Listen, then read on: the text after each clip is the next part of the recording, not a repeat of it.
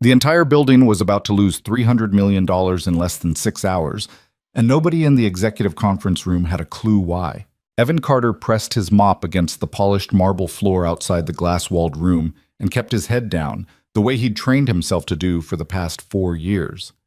Inside, a dozen engineers in tailored shirts were shouting over each other, their voices muffled but frantic. He could see the red error messages flashing across the projection screen from where he stood. He recognized the pattern instantly. He knew exactly what was wrong, and he knew they'd never listen to a janitor. If you want to see how a hidden genius changes everything, stay with me until the end. Hit that like button and drop a comment with your city so I can see how far this story travels. Evan's shift had started at 11 the night before, same as always. He clocked in through the service entrance on the east side of the building, nodded at the security guard who barely looked up from his phone, and pulled his cleaning cart from the storage closet on the 3rd floor. The Vance Technologies headquarters was a sleek 15-story monument to innovation and venture capital, all glass and steel and motivational posters about disrupting the future. Evan had been mopping its floors for 4 years. Nobody knew his name. Nobody asked. That was exactly how he wanted it. The building at night had its own rhythm, empty corridors, humming servers behind locked doors. The occasional light still burning in some junior analyst's office. Someone grinding away at a presentation due in the morning. Evan moved through it all like a ghost, efficient, invisible, forgettable. He emptied trash bins. He wiped down conference tables. He restocked paper towels in the executive bathrooms where the soap smelled like sandalwood and cost more per bottle than his weekly groceries. He didn't mind the work. It was honest. It was simple. And most importantly, it didn't follow him home. By 6 in the morning, he'd worked his way up to the executive level. The sun was starting to bleed through the floor-to-ceiling windows, casting long shadows across the empty corridors. Normally, this floor was quiet until at least 8. But today, the lights in the main conference room were already blazing, and voices were spilling out into the hallway. Evan paused near the doorway, wringing out his mop in the yellow bucket. He wasn't trying to eavesdrop. He was just doing his job. But the tone in that room made it impossible not to listen. "Run the diagnostic again," someone snapped. A man's voice, tight with frustration. "There has to be something we're missing." "We've run it 6 times, Richard." That was a woman, younger, her voice strained but steady. "The output's identical. No anomalies in the core architecture. No memory leaks. No conflicting protocols. It's like the system's just refusing to stay online." "Systems don't refuse, Lila. They break. Find out where." Evan's hand tightened on the mop handle. He glanced through the glass. A dozen people were crowded around a massive table, laptops open, faces pale and exhausted. At the head of the table stood a man in his 50s with silver hair and an expensive suit, Richard Calloway, the company's chief technology officer. Evan had seen him before, always moving fast, always on his phone, always important. Next to him was a woman in her late 20s, dark hair pulled back in a ponytail, her blazer wrinkled like she'd slept in it. She was pointing at something on the screen, her voice rising. "The sensors are reporting normal. The cooling system's running fine. There's no hardware failure. If this were a code issue, we'd see it in the logs, but they're clean." "Then explain to me," Richard said, his voice dropping to something colder. "Why the most expensive AI infrastructure this company has ever built crashes every time we try to bring it online." Silence. Evan looked at the projection screen. Even from the hallway, he could see the cascading red alerts, the system timestamp, the error codes flashing in rapid succession. His pulse quickened. He'd seen this before. Not here. Not in this building. But in another life. In another place. When he used to solve problems like this before breakfast. He forced himself to look away. He dipped the mop back into the bucket and moved further down the hall, away from the glass, away from the voices. It wasn't his problem. It wasn't his world anymore. He had a son to pick up from his neighbor's house in 2 hours. That was all that mattered. But his brain wouldn't let it go. The error pattern was wrong. Not random. It was triggered. Something in the feedback loop. Thermal monitoring, maybe. A false positive that was killing the whole system before it even had a chance to stabilize. If they kept restarting it without fixing the root cause, they'd just keep hitting the same wall. Evan shook his head and kept moving. Not his problem. He told himself that 3 more times before he reached the end of the hallway. It still didn't stick. By 7, the conference room had only gotten louder. Evan was cleaning the adjacent hallway now, emptying trash bins and wiping down the water cooler, but the glass walls made privacy impossible. He could see everything. A younger guy with a beard was pacing back and forth, gesturing wildly. Another woman was on her phone, her voice clipped and urgent. And Lila, the woman with the ponytail, was bent over a laptop, her fingers flying across the keyboard, her jaw set. Richard was standing at the head of the table, his arms crossed, his expression carved from stone. "We've got 3 hours until the presentation," he said. His voice was loud enough now that Evan didn't have to strain to hear it. "The Secretary of Defense is flying in to see this system. If it's not operational, we lose the contract. We lose the contract. We lose everything. Do you understand what I'm saying?" "We understand," Lila said quietly. "Then fix it." The guy with the beard stopped pacing. "Richard, we've tried everything. We've isolated every subsystem. We've tested every module. There's nothing to fix. The hardware's fine. The code's fine. It just won't run." "Then you're not looking hard enough," Richard said, "because something is broken. Systems don't just decide to fail for no reason. Maybe it's the environmental controls," another engineer offered, "or the network latency. Or, we checked all of that," Lila cut in. Her voice was sharper now, fraying at the edges. "Twice. The environment's stable. The network's clean. This isn't a config issue. It's something deeper." Richard turned to her. "How deep?" Lila hesitated. "I don't know." "That's not an answer I can take to the Secretary of Defense." "I'm aware of that." Evan's hand stilled on the rim of the trash bin. 3 hours. Department of Defense. That explained the panic. This wasn't just a tech demo. This was a make-or-break moment for the entire company. He glanced at the screen again. The system had just crashed for what looked like the 8th time. The same error code, the same shutdown sequence. His chest tightened. It wasn't a code issue. It wasn't a hardware failure. It was a sensor conflict. Somewhere in the thermal regulation system, a sensor was feeding bad data. The AI was interpreting it as a critical threat and shutting itself down as a safety measure. Standard protocol. But if the sensor was malfunctioning, the system would never get past initialization. All they had to do was isolate the sensor, override the false trigger, recalibrate. Evan closed his eyes. Not your problem. But his feet didn't move. He stood there, frozen, staring at the red alerts on the screen. In his mind, he could see the entire system laid out like a blueprint. He could trace the failure point. He could fix it in 20 minutes if they'd just listen. But they wouldn't. Because he was a janitor. Because nobody in that room knew who he used to be. Because 4 years ago he'd made a choice, and he didn't get to unmake it just because his hands were itching to solve a problem that wasn't his anymore. Evan turned away from the glass and pushed his cart toward the elevator. He had to get out of here before he did something stupid. At 7:30, Lila stepped out of the conference room. She moved quickly, her phone pressed to her ear, her face pale and tight. Evan was wiping down the wall near the elevator, his back to her, trying to be invisible. But she stopped a few feet away, her voice low and urgent. "I don't care what the initial diagnostics said, Mark. Run it again. Check every sensor in the thermal array. I don't care if it takes an hour. Just do it." She hung up. Evan heard her exhale, long and shaky. He should have kept walking, should have pushed his cart toward the elevator and disappeared. Instead, he turned around. "Excuse me." Lila looked up, startled. For a moment, she just stared at him, like she'd forgotten other people existed outside that glass room. "Yeah?" Evan hesitated. His pulse was hammering. This was stupid. This was a mistake. But the words came out anyway. "I think your problem's in the feedback loop." Lila blinked. "What?"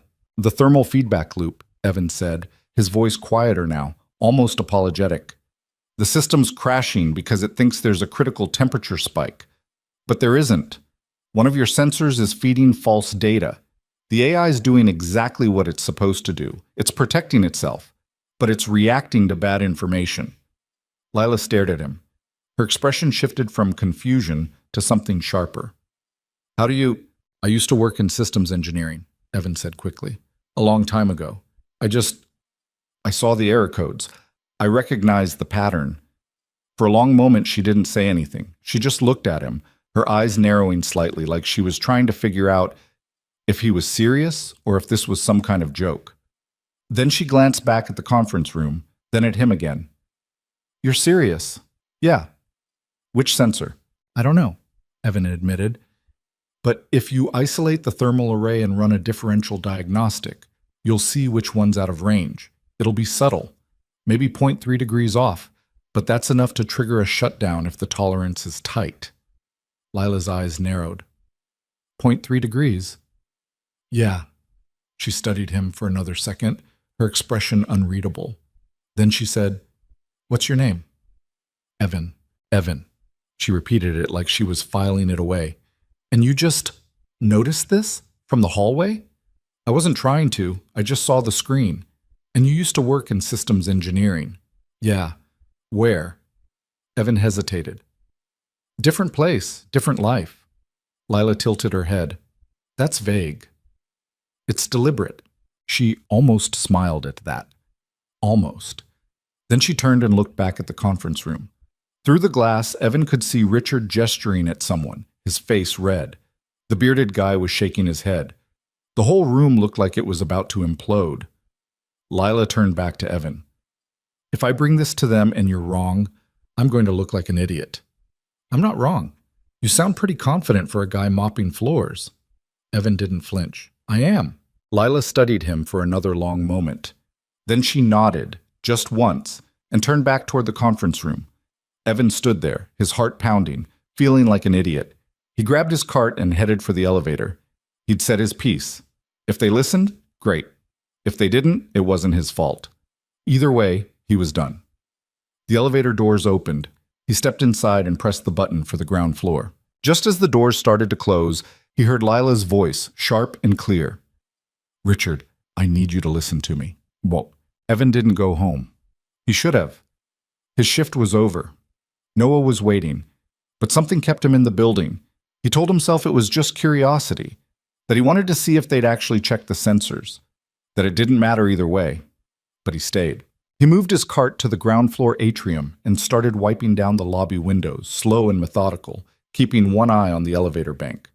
Around 8:15, he saw Lila step out, her phone in her hand, her expression unreadable.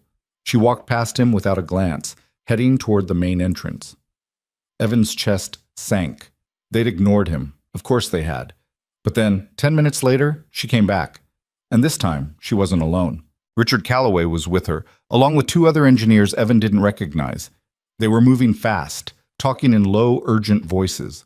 Lila was holding a tablet, scrolling through something, her face intense. Evan watched them disappear into the elevator. He waited. 20 minutes passed, then 30. At 9 o'clock, his phone buzzed. A text from his neighbor, Mrs. Keene. Noah's asking for you. Everything okay? Evan typed back quickly. On my way. Sorry. Be there in 15. He was just about to leave when the elevator doors opened again. This time, it was just Lila. She walked straight toward him. Evan straightened, his heart pounding again. You were right, Lila said. Her voice was flat, but there was something behind it. Relief. Maybe disbelief. Sensor B7 in the third thermal cluster. 0.28 degrees out of calibration. It was triggering a false critical alert every time the system tried to initialize. Evan let out a breath he didn't realize he'd been holding. You isolated it? We bypassed it, ran a manual override on the feedback loop and brought the system online. It's stable. She paused. We've got 40 minutes until the presentation. You just saved this company $300 million. Evan didn't know what to say.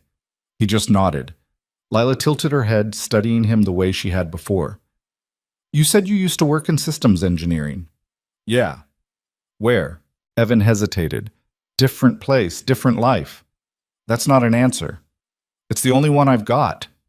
Lila's eyes didn't leave his face. For a moment, he thought she was going to push, but instead she just nodded slowly. Well, thanks, seriously. No problem. She started to turn away. Then she stopped. What's your name again? Evan. Lila. She held out her hand. Evan shook it. Her grip was firm. If you ever want to talk, Lila said, about systems engineering or anything else, I'm on the 7th floor. Just ask for me. I'll keep that in mind. She gave him a small, tired smile. Then she turned and walked back toward the elevator. Evan watched her go. Then he grabbed his cart and headed for the exit. His hands were still shaking. Mrs. Keene lived 3 blocks away in a narrow brick townhouse that smelled like cinnamon and old books. She was in her 70s, with silver hair and reading glasses that hung on a chain around her neck. She'd been watching Noah before and after Evan's night shifts for the past 2 years, and she never asked questions. Evan appreciated that more than she knew. When he knocked on her door, she opened it with a knowing look. "Rough night?" she asked. Something like that. Noah came barreling out of the living room, his backpack bouncing on his shoulders. He was 6 years old, all energy and messy brown hair, and a gap-toothed grin that made Evan's chest ache every time he saw it. "Dad!" Noah crashed into him, wrapping his arms around Evan's waist. Evan ruffled his hair. "Hey buddy, you ready to go? Can we get pancakes?" "Yeah, we can get pancakes." Mrs. Keene handed Evan Noah's lunchbox. "He's already had breakfast, but you know how he is." "I do." Evan smiled. "Thanks, Mrs. Keene." "Any time, dear." They walked home together, Noah chattering the entire way about a drawing he'd made in school and a kid named Tyler who could do a handstand for 10 whole seconds. Evan listened, nodding in the right places, letting his son's voice wash over him like a reset button. By the time they got back to their apartment, a small 2-bedroom on the 4th floor of a building that had seen better days, Evan was exhausted. The living room was cluttered with Noah's toys. The kitchen sink had dishes from 2 days ago. The carpet had a stain that Evan kept meaning to clean but never got around to. It wasn't much, but it was theirs. Evan made Noah a second breakfast anyway, because that's what you did. Scrambled eggs this time, with toast and orange juice. He sat at the kitchen table and watched his son eat, his mind still tangled up in thermal sensors and error codes, and a woman named Lila who'd actually listened. "Dad?" Noah looked up, syrup on his chin from the pancakes earlier. "Yeah? Are you okay?" Evan blinked. "Yeah, buddy. I'm fine. Why?" Noah shrugged. "You look sad." "I'm not sad." Evan reached over and wiped the syrup off Noah's face with a napkin. "Just tired." "From work?" "Yeah." "Do you like your work?" Evan paused. It was such a simple question, but the answer was complicated. "It's okay," he said finally. "It pays the bills. And it lets me be here with you. That's what matters." Noah seemed satisfied with that. He went back to his eggs. Evan leaned back in his chair and closed his eyes. For 4 years, this had been enough. The quiet, the routine, the safety of being nobody. But something had shifted this morning. He'd spoken up, and someone had listened. And now, sitting in his kitchen with a son who thought he hung the moon, Evan couldn't shake the feeling that the ground beneath him had just moved. The rest of the day passed in a blur. Evan took Noah to the park after breakfast. They went to the swings first, then the slide, then the jungle gym, where Noah insisted on climbing to the very top while Evan stood below, heart in his throat, trying not to look like the kind of parent who hovered. "Dad, watch this!" Evan looked up. Noah was hanging upside down from the monkey bars, his face red, his grin enormous. "I see you, buddy. That's awesome." Noah dropped down and ran over, breathless. "Did you see? I made it all the way across." "I saw. You're getting good." They sat on a bench together after that, just watching the other kids play. It was a warm day, the kind where the sun felt good on your face and you could almost forget about everything else. Evan let himself sink into it. The sounds of children laughing, the rustle of leaves, the smell of fresh-cut grass. "Dad?" Noah's voice pulled him back. "Yeah? Do you ever miss your old job?" Evan looked at him, surprised. "Why do you ask that?" Noah shrugged. "I don't know. You always look happy when you're fixing stuff, like when the sink broke last month, or when you helped Mr. Alvarez with his computer." Evan felt something twist in his chest. "I like fixing things." "Then why don't you do it for your job?" "Because my job right now is taking care of you." "But I'm okay," Noah said. He looked up at Evan with those big, serious eyes that always made him feel like his son could see straight through him. "I don't need you all the time, Dad. I'm 6. Evan smiled, but it felt fragile. "You'll always need me, buddy." "I know, but maybe not all the time." Evan didn't know what to say to that, so he just pulled Noah close and ruffled his hair. They got ice cream on the way home. Noah got chocolate. Evan got nothing because he wasn't hungry.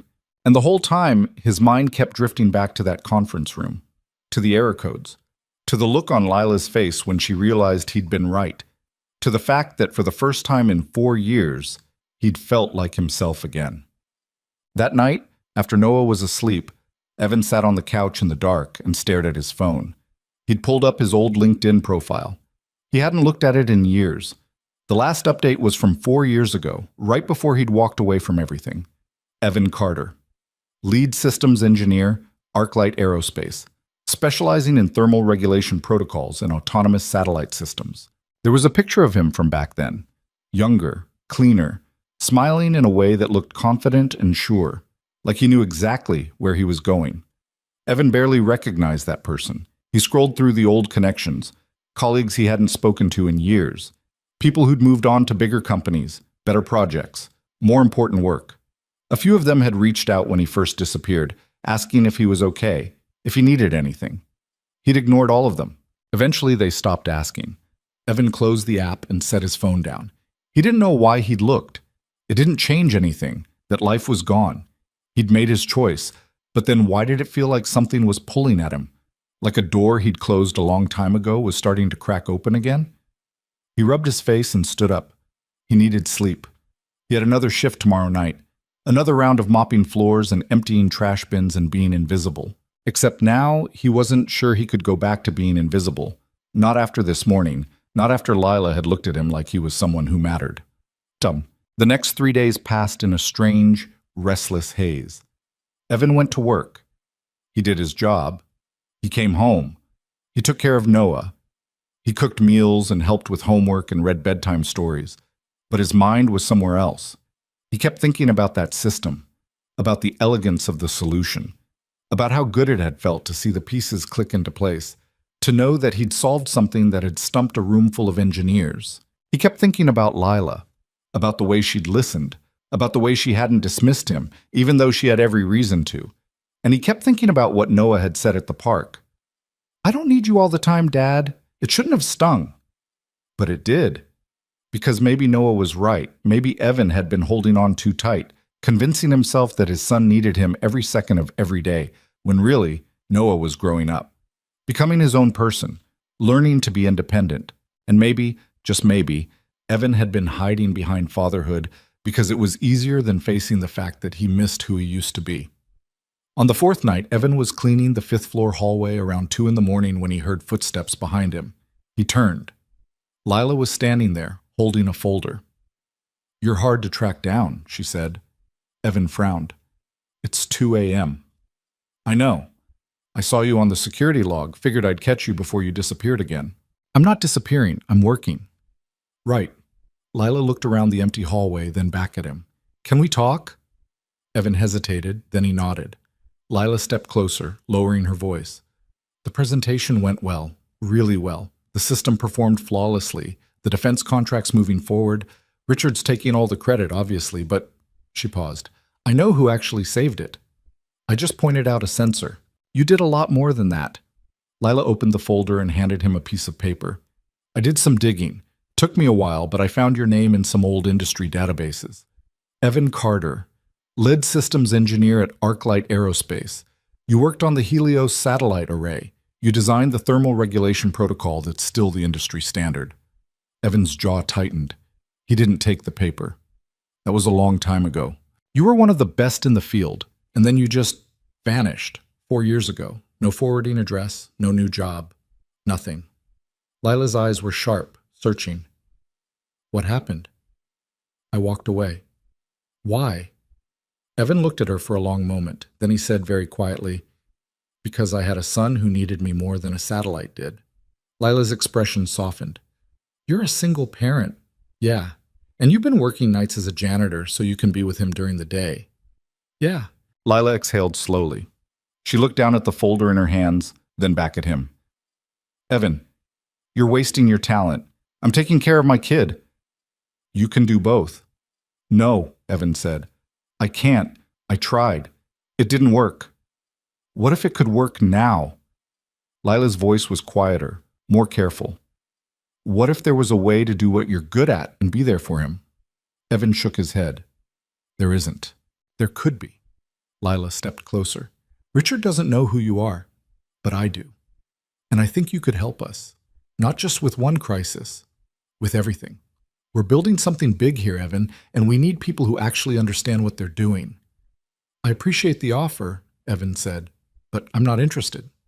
Why not? Because I already made this choice once, and I'm not going back. Even if it means you get to use your brain again? Even if it means you get to do work that actually matters? My son matters, Evan said, his voice harder now. That's all that matters. Lila held his gaze for a long moment. Then she nodded slowly and tucked the folder under her arm.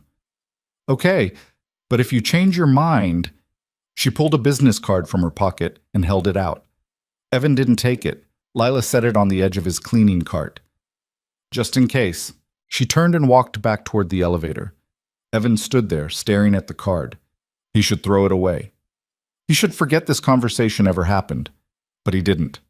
He picked up the card, slipped it into his pocket, and went back to work. The next morning, Evan took Noah to the park again. It was Saturday, and the weather was clear, and Noah wanted to try the monkey bars. Evan sat on a bench nearby, watching his son climb and swing and laugh, his small hands gripping the metal bars with fierce determination. His phone buzzed, a text from an unknown number. Hey, it's Lila. Got your number from HR. Don't freak out. Just wanted to say the offer's still open. No pressure. Think about it. Evan stared at the screen. Then he typed back, How'd you get my number from HR? The reply came 30 seconds later. I'm very persuasive. Despite himself, Evan smiled. He looked up. Noah was hanging upside down again, his face red, his grin enormous. Dad, watch. I'm watching, buddy. Noah dropped down and ran over, breathless. Did you see? I saw. Noah climbed onto the bench next to him, swinging his legs. Can we get ice cream after? Sure. They sat there in silence for a while. Evan's phone buzzed again. Another text from Lila. Just to be clear, I'm not trying to guilt you or anything. I just think you're better than mopping floors, and I think you know it too. Evan read it twice. Then he put his phone away. Dad? Noah's voice was small. Yeah? If you wanted to do something else for work, I'd be okay with it. Evan looked at him. What? I heard you talking to Mrs. Keene the other day about your old job. She said you used to build spaceships or something. Satellites, Evan corrected, not spaceships. That's so cool. Noah's eyes were bright. Why'd you stop? Because when you were born, your mom got sick, and I needed to be there. For both of you. Noah's expression shifted, something sad and serious crossing his face.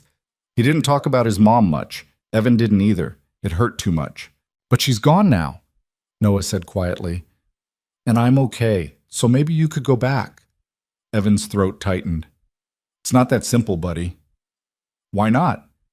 Because I don't want to miss anything. I don't want to be the kind of dad who's always at work and never around. Noah looked at him for a long moment. Then he said, You're always around, Dad. Sometimes too much. Evan blinked. Too much? Yeah, like, I love you. But also, sometimes I want to just hang out with my friends without you watching me the whole time. Evan didn't know whether to laugh or cry. You're 6. I know, but I'm not a baby. I know you're not. Then maybe you should do the thing that makes you happy, because I want you to be happy. Evan pulled Noah close, his chest aching. You make me happy, buddy.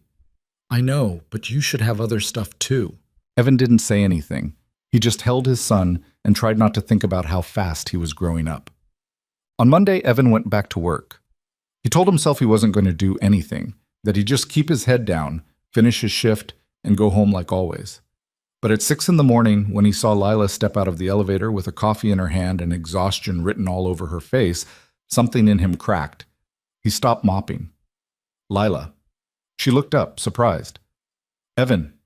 Hey. Can I ask you something? Of course. Evan set the mop against the wall. His heart was pounding, but his voice was steady. If I came back, if I actually did this, what would it look like? Lila's expression shifted. Hope, maybe. or relief. Whatever you need it to look like. I can't work nights. I need to be home for my son. We can do days or flexible hours, whatever works.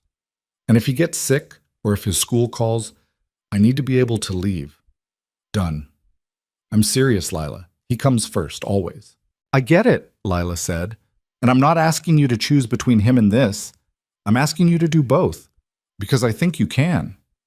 Evan looked at her. She meant it. He could see it in her eyes. Okay, he said quietly. Lila blinked. Okay? Yeah, okay. Let's try. A slow smile spread across her face. Really? Really? Okay. She let out a breath like she'd been holding it for days. Okay. I'll talk to Richard. We'll set something up, this week, if possible. All right. Lila reached out and squeezed his arm. You're making the right call, Evan.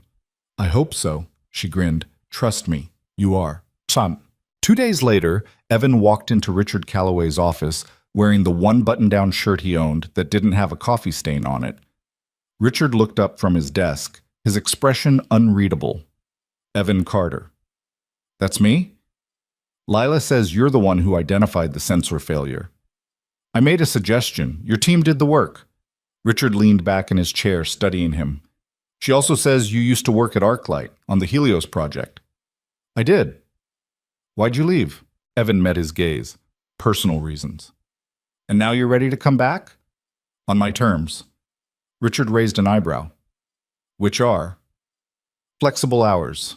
I need to be able to pick up my son from school. If he needs me, I leave. No exceptions. Richard didn't answer right away. He just looked at Evan, his fingers drumming on the desk. Then he said, You know what we're building here? I have an idea. We're designing the next generation of autonomous defense systems. AI-driven, adaptive, deployable in any environment. It's the most important project this company's ever touched, and it's the hardest. Richard paused. I need people who can handle that, who won't bail when it gets complicated. I won't bail, Evan said, but I also won't sacrifice my kid for a deadline. Right. Richard studied him for another long moment. Then he nodded. Fair enough, you've got the job. Senior systems engineer, report to Lila. Start Monday. Evan blinked. That's it? That's it. Richard stood and held out his hand. Welcome back, Evan. Evan shook it. As he left the office, his hands were shaking. He pulled out his phone and texted Lila. I just met with Richard. Her reply came instantly. And? I start Monday. Yes. I knew it. This is going to be amazing, Evan. Evan smiled despite himself. Then he texted Mrs. Keene. Can you do afternoons instead of mornings starting next week? New job. Her response was immediate. Of course, dear. Proud of you. Then he called Noah's school and updated his emergency contact information, changed his hours, made sure they knew he'd be the one picking Noah up every day at 3. And then he sat in his car in the parking garage and just breathed. He just walked back into the world he'd sworn he'd never return to. But this time he wasn't doing it alone. He was doing it for Noah. And maybe, just maybe, for himself. Monday morning arrived faster than Evan expected. He stood outside the main entrance of Advanced Technologies at 8:45, wearing khakis and a button-down shirt that he'd ironed twice because his hands wouldn't stop shaking. The building looked different in daylight. Less intimidating, more real. He'd walked through these doors 1,000 times with a mop and a cart. Now he was walking through them as someone else entirely. Or maybe as someone he used to be. He wasn't sure which was more terrifying. The lobby was crowded with people in suits and blazers, all moving with purpose, all carrying laptops and coffee cups, and the kind of confidence that came from knowing exactly where they belonged. Evan didn't feel like he belonged. He felt like an imposter. But he walked to the security desk anyway. The guard looked up. It was the same guy who'd nodded at him every night for 4 years without ever asking his name. Now the guy squinted at him like he was trying to place a face he'd seen somewhere before. I'm here for onboarding, Evan said. Evan Carter. I'm starting today. The guard checked his computer, then handed Evan a visitor badge. 7th floor, HR will get you set up. Thanks. Evan clipped the badge to his shirt and headed for the elevator. His heart was pounding so hard he could hear it in his ears. The elevator doors opened on the 7th floor, and Lila was waiting. She was leaning against the wall near the reception desk, arms crossed, a small smile on her face. "You actually showed up." "You sound surprised." "A little." She pushed off the wall and walked over. "I wasn't sure you'd go through with it." "Neither was I." Lila laughed. "Honest, I like that." She gestured toward the hallway. "Come on, let me show you around before HR buries you in paperwork." They walked through a maze of open-plan workstations, glass-walled conference rooms, and whiteboards covered in diagrams that Evan recognized instantly. Thermal systems, feedback loops, AI decision trees. It was like walking into a language he'd forgotten he spoke. "This is the main engineering floor," Lila said. "We've got about 30 people working on the defense project. Most of them are good. A few are brilliant. A couple are useless but politically connected, so we can't get rid of them." Evan almost smiled. "Which category do I fall into?" "Too early to tell." Lila stopped in front of a workstation near the windows.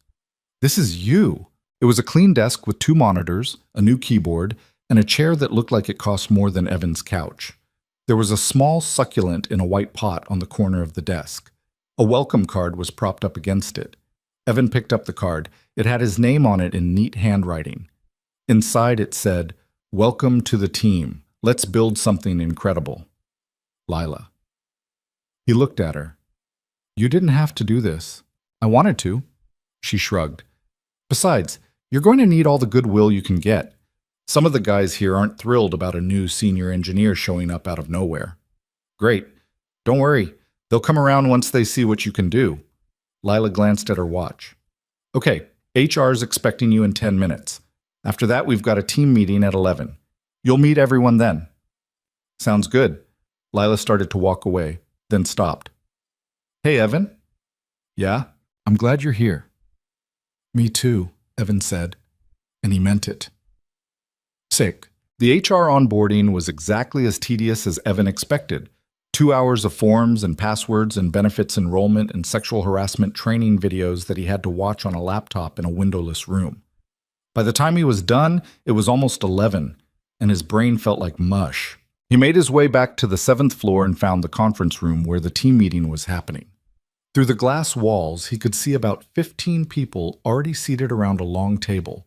Lila was at the head, talking to someone.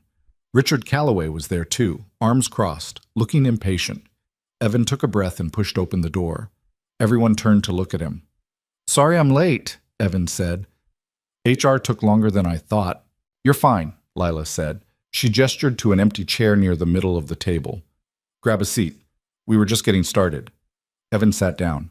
He could feel eyes on him, curious, skeptical. A couple of people were whispering to each other. Richard stood up.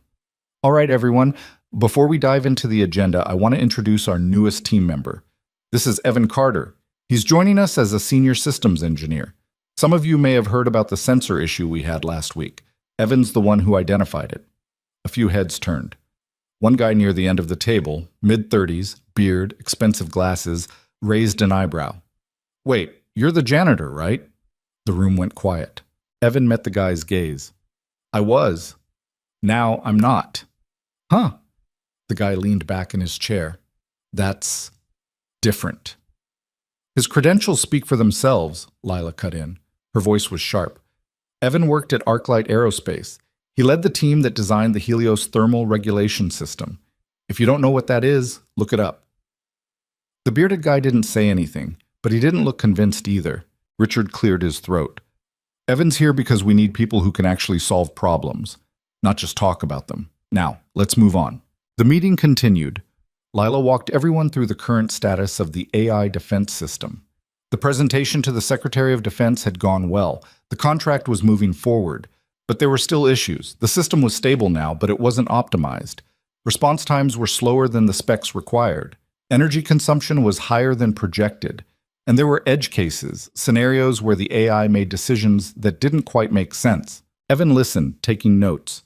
He recognized most of the problems. They were the kind of things that happened when you built something fast and didn't have time to refine it. Quick fixes stacked on top of quick fixes until the whole thing was held together with duct tape and hope. "We've got 3 months to get this thing production ready," Richard said. "That means we need to cut response time by 30%. reduce power draw by 20, and eliminate every single edge case failure. If we don't, the contract's void. 3 months, someone muttered. That's not a lot of time. No, it's not, Richard said, which is why we're all going to be working our asses off. Any questions? Silence. Good. Get to work. The room emptied quickly. Evan stayed in his seat, still processing everything he'd just heard. 3 months. It was doable. Barely. But it would require a complete overhaul of the system architecture, not just patches, real engineering. Lila sat down next to him. Overwhelming? A little. You'll get used to it. She handed him a tablet. Here. I pulled together all the documentation we have on the current system. It's a mess, but it's better than nothing. Start there. If you have questions, ask me, or don't. Just figure it out. Evan took the tablet. No pressure, huh? None at all. Lila grinned. Welcome to the team. The rest of the day was a blur of documentation, code reviews, and system diagrams. Evan sat at his new desk, headphones on, diving into the architecture of the AI defense system like he was dissecting a living thing. It was messy, complicated, beautiful in some places, horrifying in others. Whoever had built this had been in a hurry. That much was obvious. There were entire modules that looked like they'd been copied from other projects and shoved in without proper integration. The thermal management system was a patchwork of redundant sensors and outdated protocols. The decision-making algorithms were solid, but they were wrapped in so many layers of safety checks that the whole thing ran like it was underwater. Evan made notes. Lots of notes. By the time 3 o'clock rolled around, he had a list of 37 things that needed to be fixed, rewritten, or completely torn out and rebuilt. His phone buzzed. A reminder. Pick up Noah. Evan saved his work, grabbed his jacket, and headed for the elevator. On his way out, he passed the bearded guy from the meeting. The guy looked up from his laptop. Leaving already? He asked. I've got to pick up my son from school. The guy smirked. Must be nice. Evan stopped. What's that supposed to mean? Nothing. Just that the rest of us don't get to leave at 3 every day. I'm not leaving early, Evan said. I'm working flexible hours. It was part of my deal. Right, your deal. The guy turned back to his laptop. Good for you. Evan felt his jaw tighten. He wanted to say something, to push back, but he didn't. He just walked away. By the time he got to his car, he was fuming. Well, Noah's school was a 15-minute drive from the office. Evan pulled into the parking lot at 3:20, just as the bell rang. Kids started pouring out of the building, backpacks bouncing, voices loud and chaotic. Evan spotted Noah near the front steps, talking to another kid. When Noah saw him, his face lit up. Dad! Evan waved. Noah said goodbye to his friend and ran over, throwing himself into the passenger seat. How was your first day? Noah asked, buckling his seatbelt. It was good. Different. A lot to learn. Did you build anything cool? Not yet. Mostly just reading today. That sounds boring. It kind of was. Noah grinned. But you're happy, right? Evan glanced at him. Yeah, buddy, I'm happy. And he was. Mostly. The work was good, the challenge was good, but the bearded guy's comment was still rattling around in his head. They stopped at the grocery store on the way home. Noah wanted cereal. Evan needed coffee. They wandered the aisles together, Noah pushing the cart and narrating everything he saw like he was giving a tour. This is the cereal section. There are approximately 1 million kinds of cereal here. I want the one with the tiger. You always want the one with the tiger. Because it's the best. Evan smiled despite himself. This was the part of the day he'd been looking forward to. No meetings, no code reviews, just him and Noah doing normal things. By the time they got home, it was almost 5. Evan made dinner, spaghetti, because it was easy and Noah would actually eat it, and they sat at the kitchen table together. Dad? Noah said, twirling pasta on his fork. Yeah? Do you think you'll stay at this job, or are you going to quit again?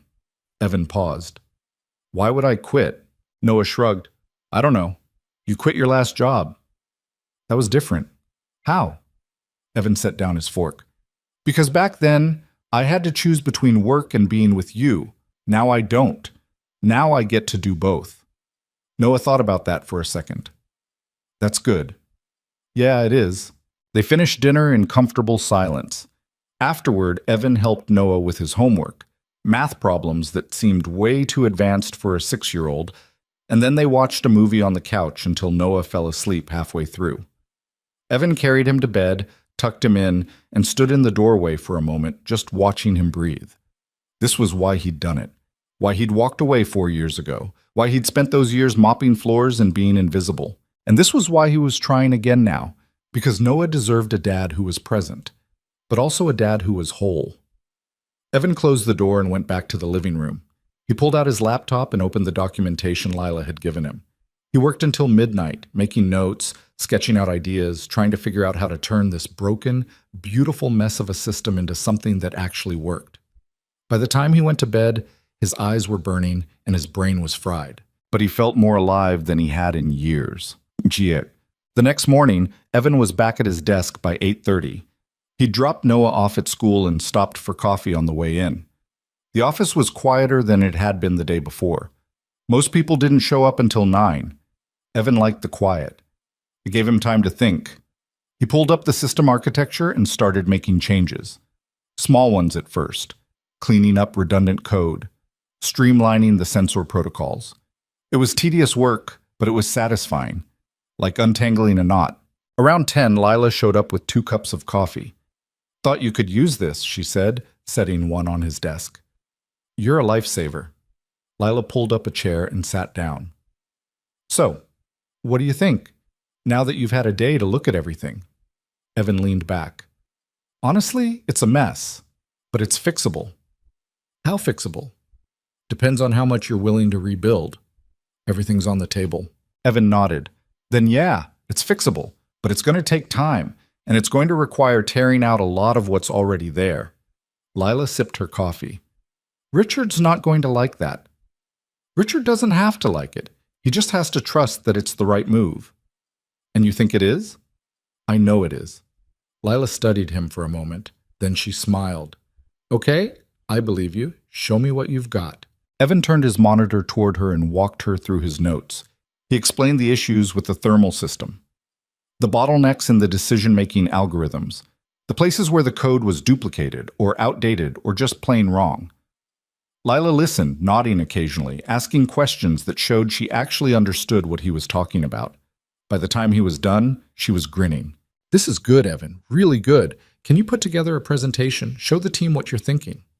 "Yeah, I can do that." "Good. We've got a meeting on Thursday. Present then." Evan's stomach dropped. "Thursday? That's 2 days away." "You can handle it." Lila stood up. "Trust me. You've got this." She walked away before Evan could argue. He stared at his screen, his heart pounding. 2 days to put together a presentation that could make or break his credibility with this team. No pressure. The next 2 days were chaos. Evan worked late every night, building slides, running simulations, testing his theories to make sure they actually held up. He picked Noah up from school every day at 3, helped with homework, made dinner, did the bedtime routine. Then, after Noah was asleep, he went back to work. By Wednesday night, he had a presentation that he thought was solid.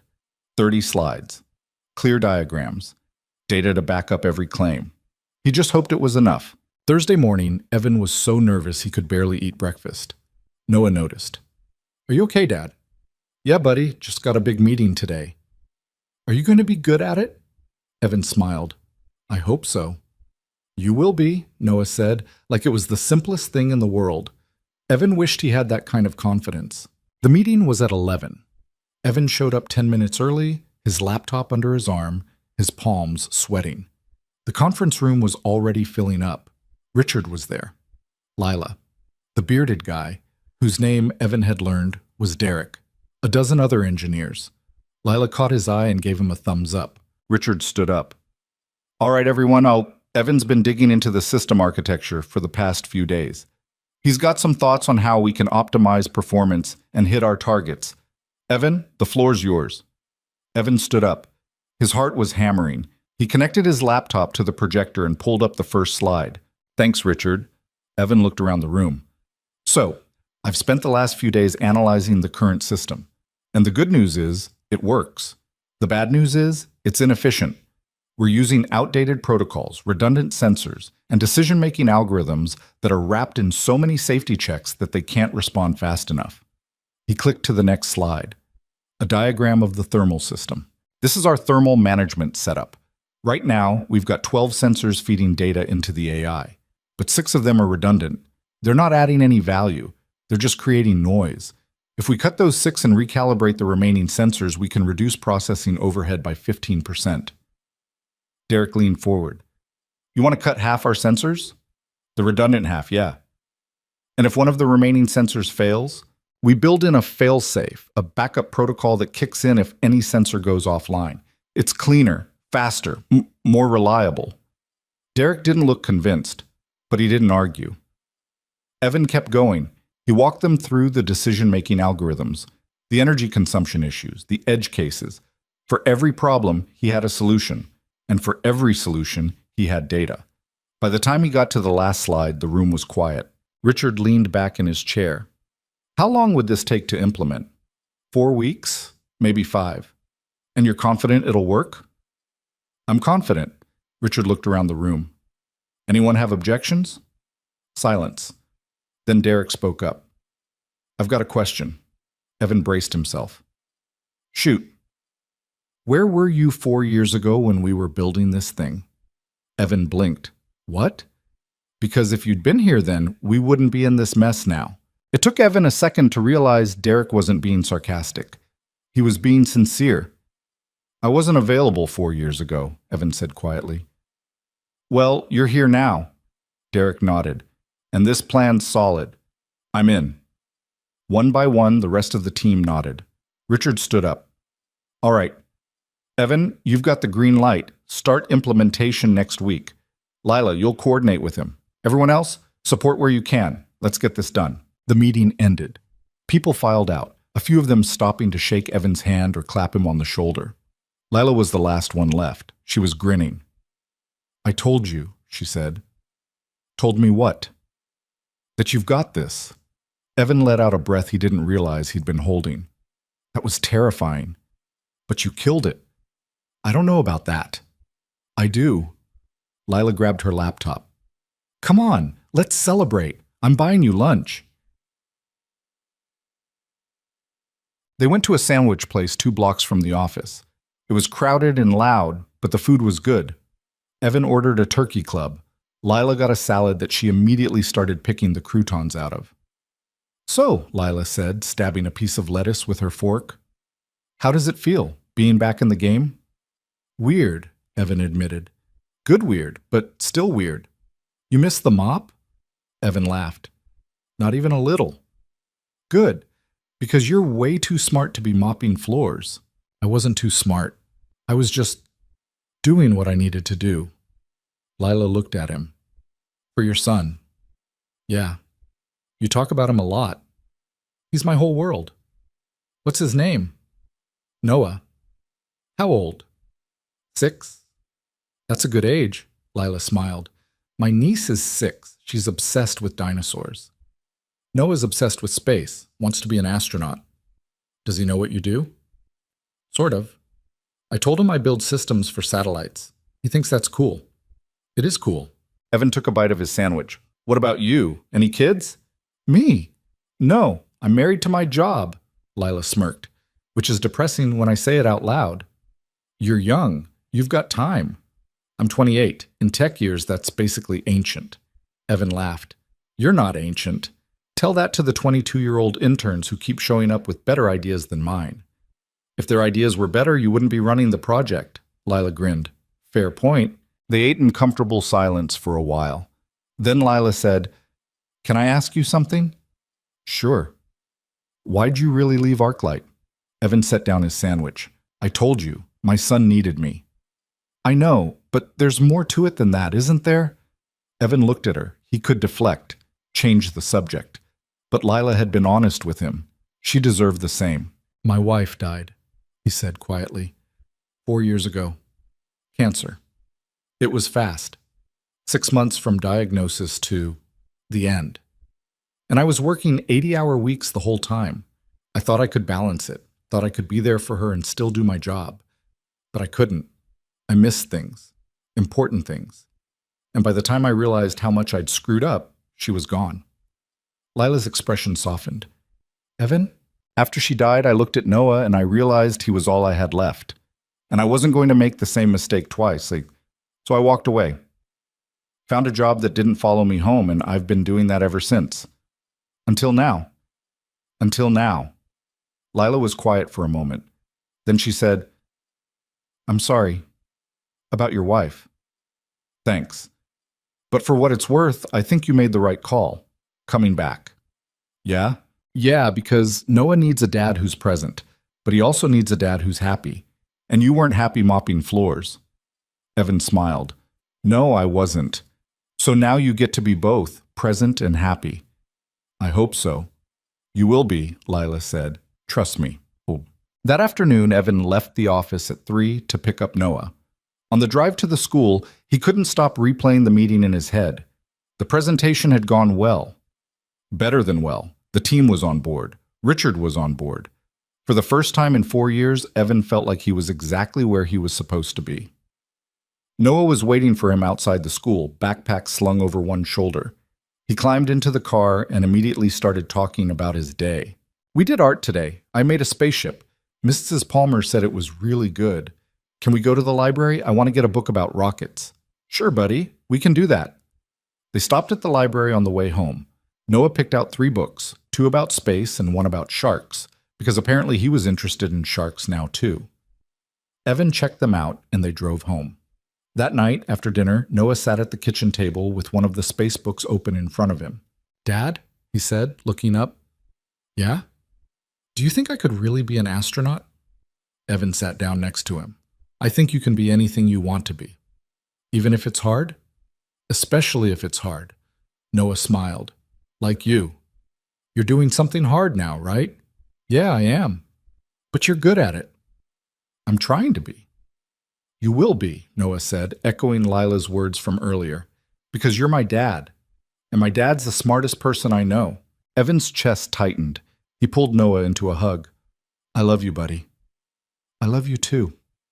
They sat there for a while, just the two of them, surrounded by books and the quiet hum of the refrigerator.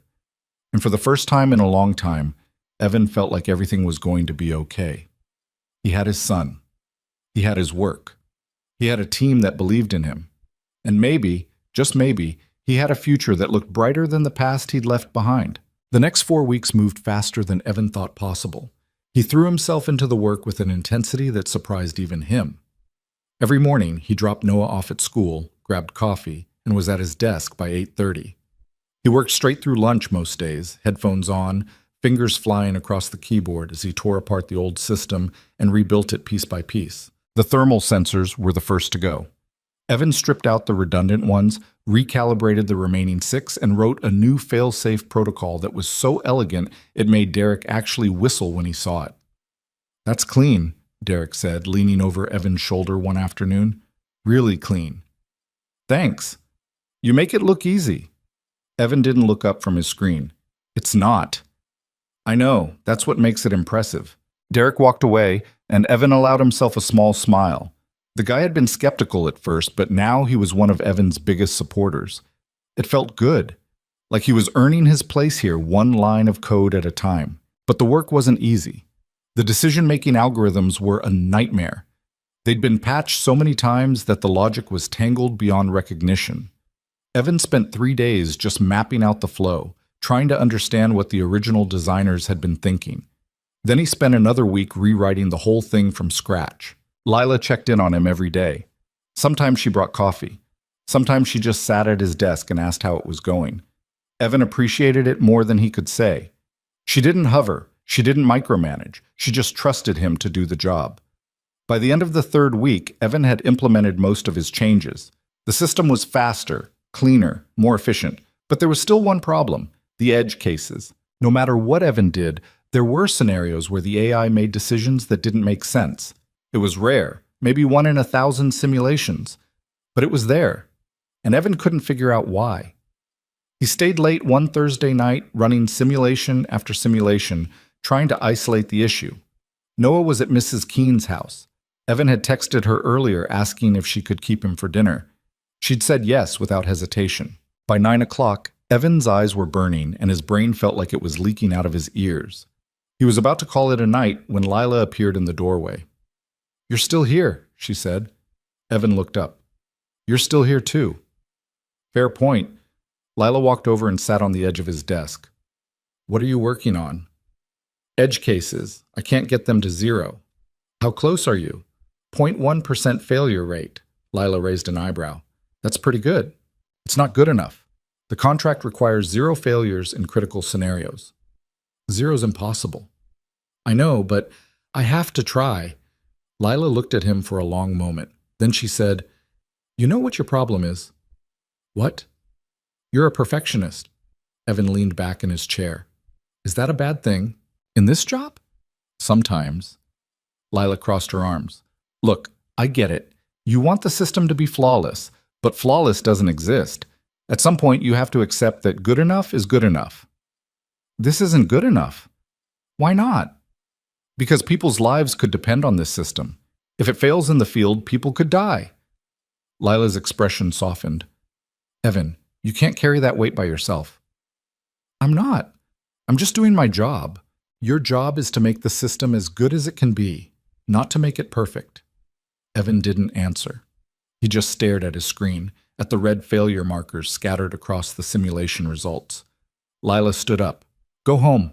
Get some sleep. You'll figure it out tomorrow." "I can't. I'm too close." "You're too tired, and tired engineers make mistakes." She grabbed his jacket from the back of his chair and tossed it to him. "Go. That's an order." Evan caught the jacket. He wanted to argue, but Lila was right. He was exhausted, and he wasn't going to solve this tonight.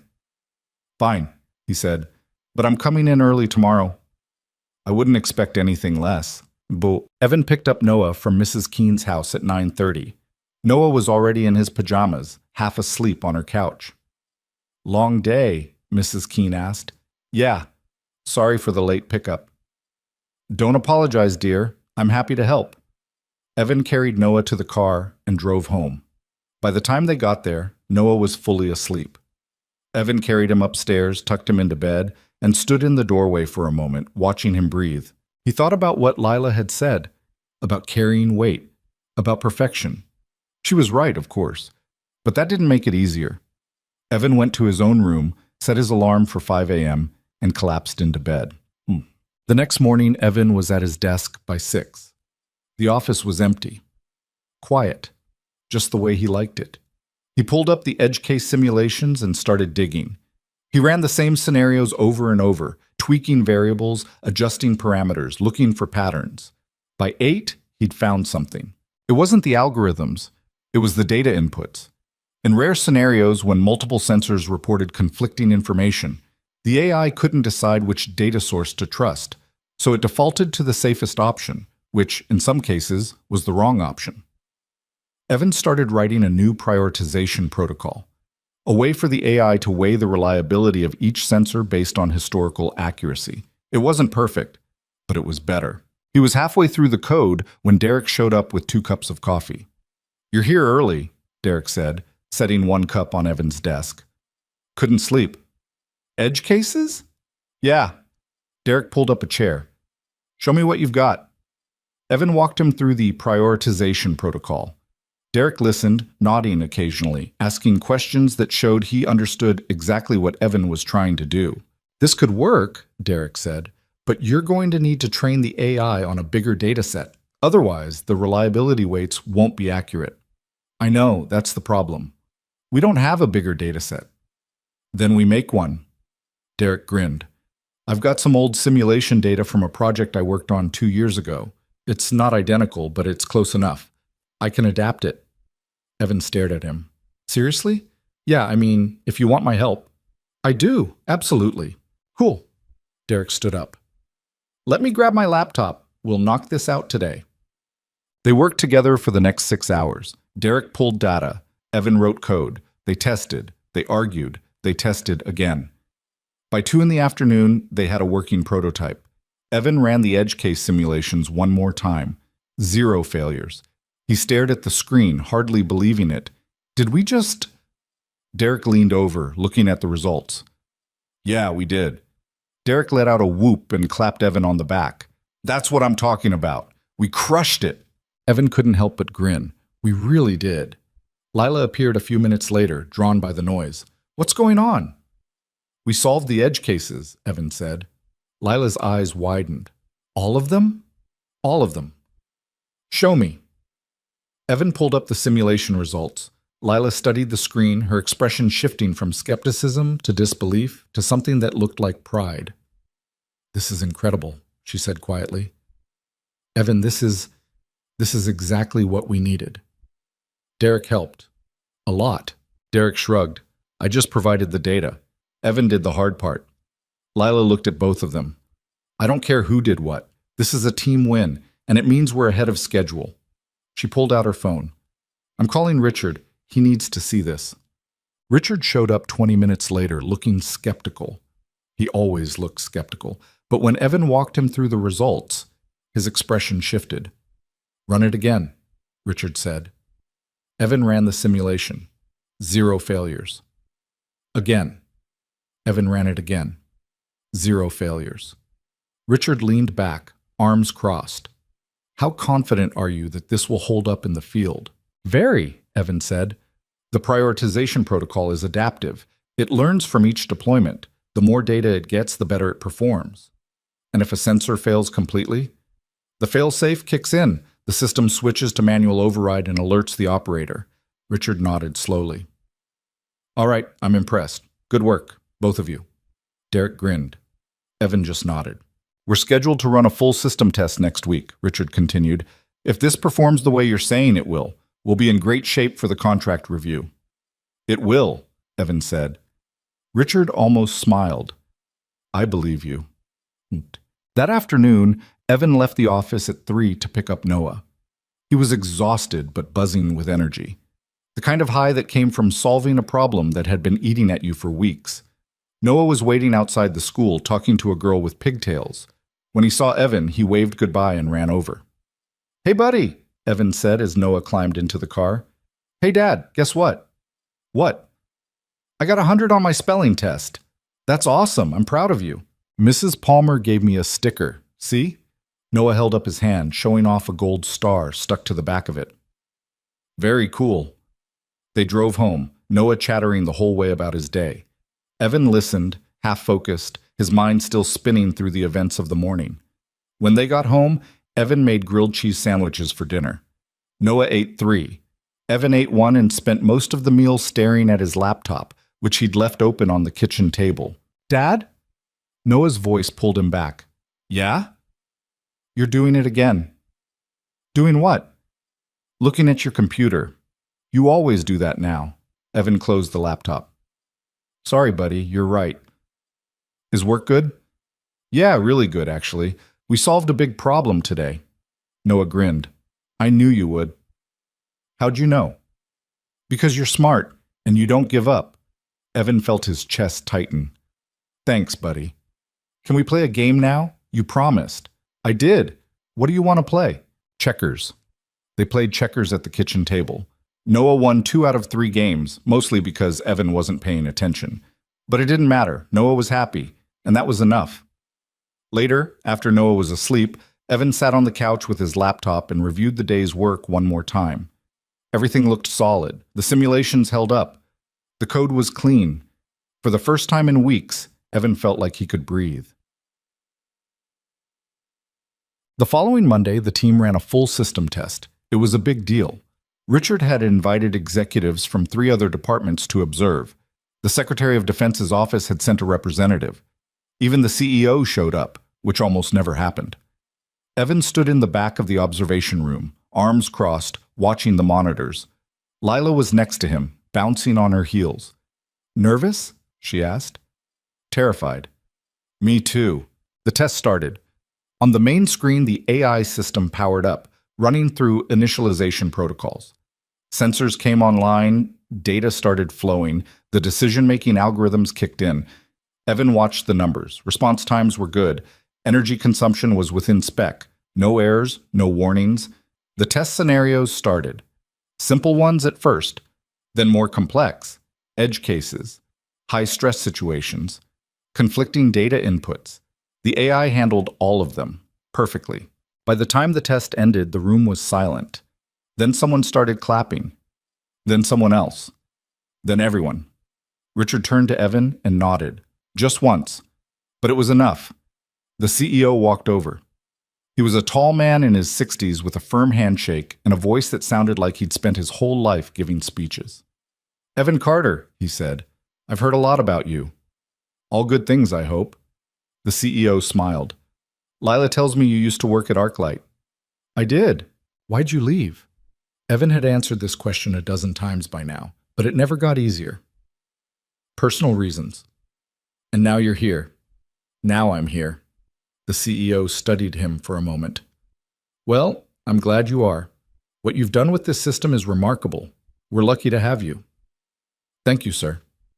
The CEO shook his hand again and walked away. Lila nudged Evan. "You just impressed the CEO. You know what that means?" "What?" "You're stuck here now. No escape." Evan laughed. "I think I'm okay with that." That night, Evan took Noah out for ice cream to celebrate. They went to the place on 5th Street with the ridiculous flavors. Bubblegum, cotton candy, something called birthday cake explosion. Noah got 2 scoops of chocolate. Evan got vanilla because he was boring. They sat outside on a bench, watching cars drive by. "Dad?" Noah said, licking his cone. "Yeah? Are you happy now?" Evan looked at him. "What do you mean?" "You always look happy now, like more happy than before." Evan thought about it. "Yeah, buddy, I am. Because of your job?" "Partly, but mostly because I get to do my job and still be with you." Noah nodded. "That's good. I like it when you're happy." "Me too." They finished their ice cream in comfortable silence. Then Noah said, "Dad?" "Yeah?" "I'm proud of you." Evan's throat tightened. "Thanks, buddy. I'm proud of you too." "Why?" "I didn't do anything." "You did everything. You gave me a reason to try again." Noah didn't seem to know what to say to that, so he just smiled and went back to his ice cream. Evan sat there, watching his son, feeling like the luckiest person in the world. The next few weeks fell into a rhythm. Evan worked. Noah went to school. They had dinner together every night. On weekends, they went to the park or the library or the science museum that Noah loved. At the office, things were going well. The system was performing better than anyone had expected. The contract review was scheduled for the end of the month, and Richard was confident they'd pass with flying colors. Evan's relationship with the team had shifted too. He wasn't the new guy anymore. He was just Evan. Derek invited him to lunch. Other engineers asked for his input on their projects. Even Richard treated him like an equal. But the person Evan spent the most time with was Lila. They worked together on everything. She'd pull him into meetings. He'd pull her into code reviews. They had a rhythm, a shorthand that made collaboration easy. One afternoon, Lila stopped by his desk with a question about the prioritization protocol. They ended up talking for an hour, not just about work, but about everything.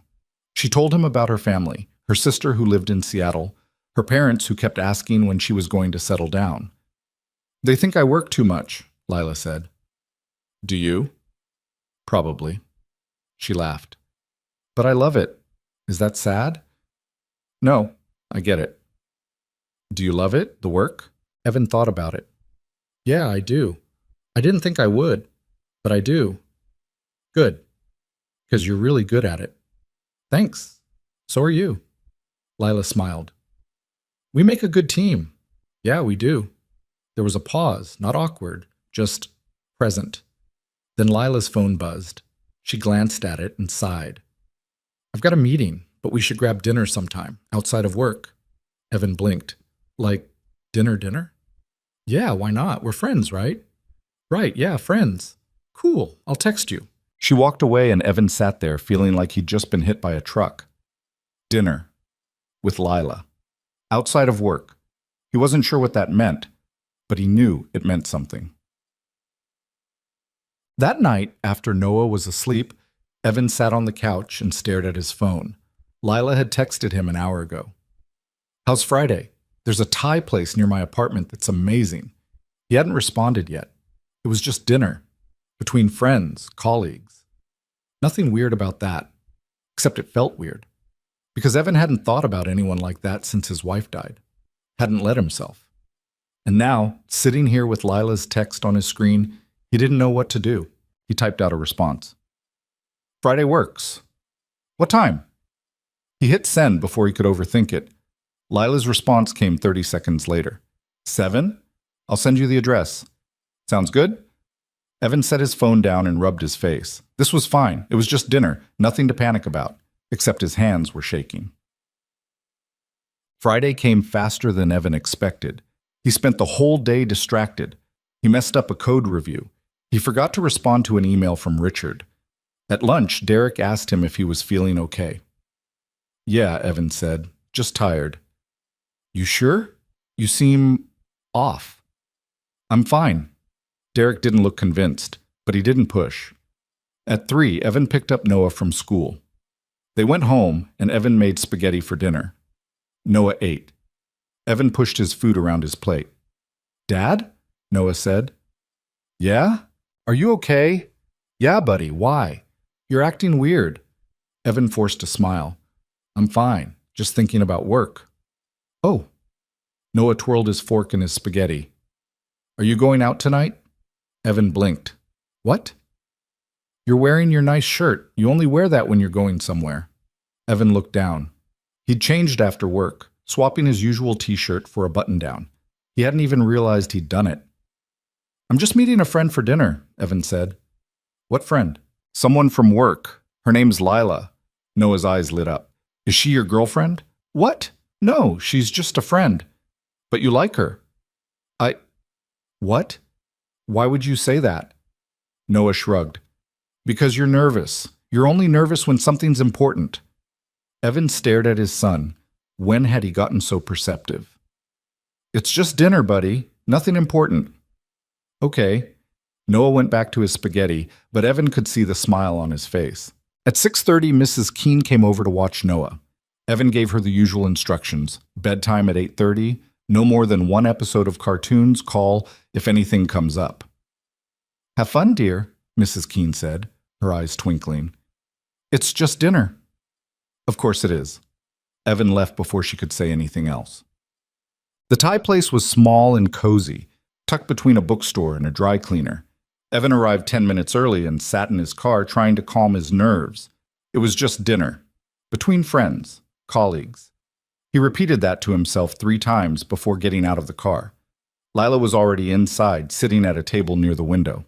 She waved when she saw him. Evan walked over, suddenly hyper-aware of everything.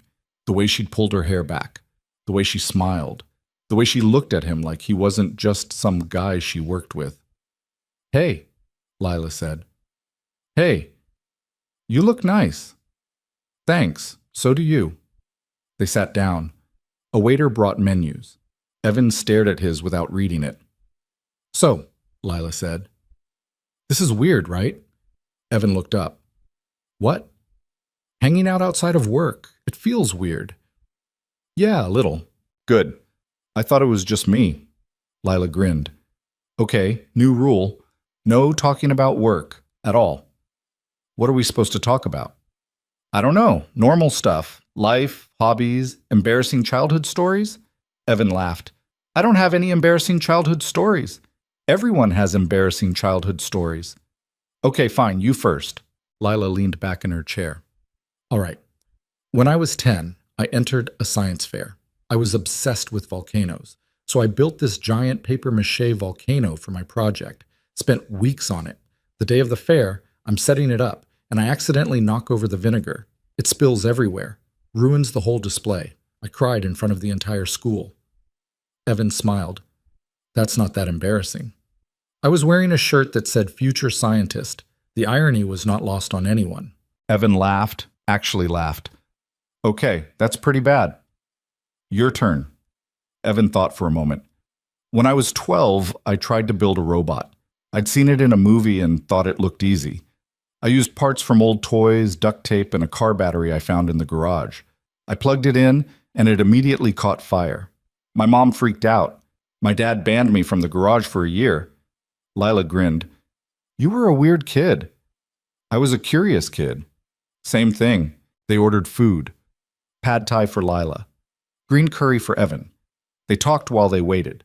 About growing up, about college, about the jobs they'd had before this one.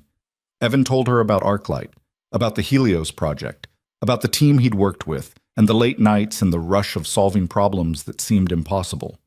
Lila told him about her first job out of college, a startup that went under after 6 months, about how she'd almost given up on engineering before landing at Vance. "I'm glad you didn't," Evan said. "Me too." The food arrived. They ate, they talked more.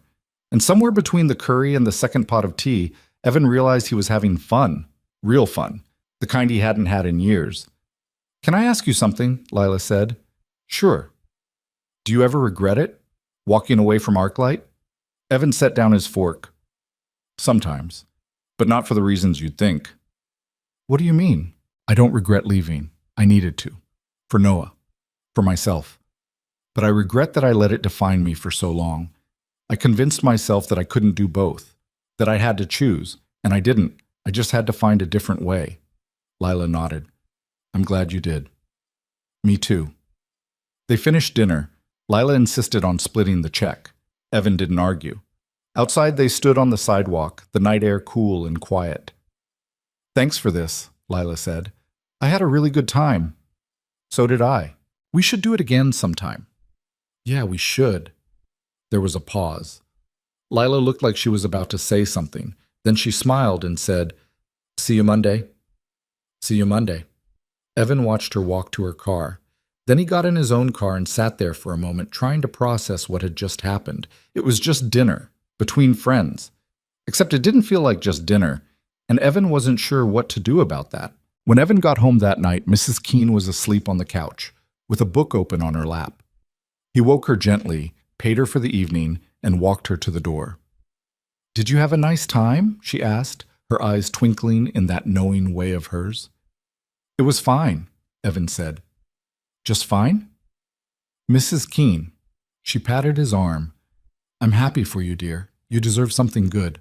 Evan didn't know what to say to that, so he just thanked her and watched her walk down the hallway to her own apartment.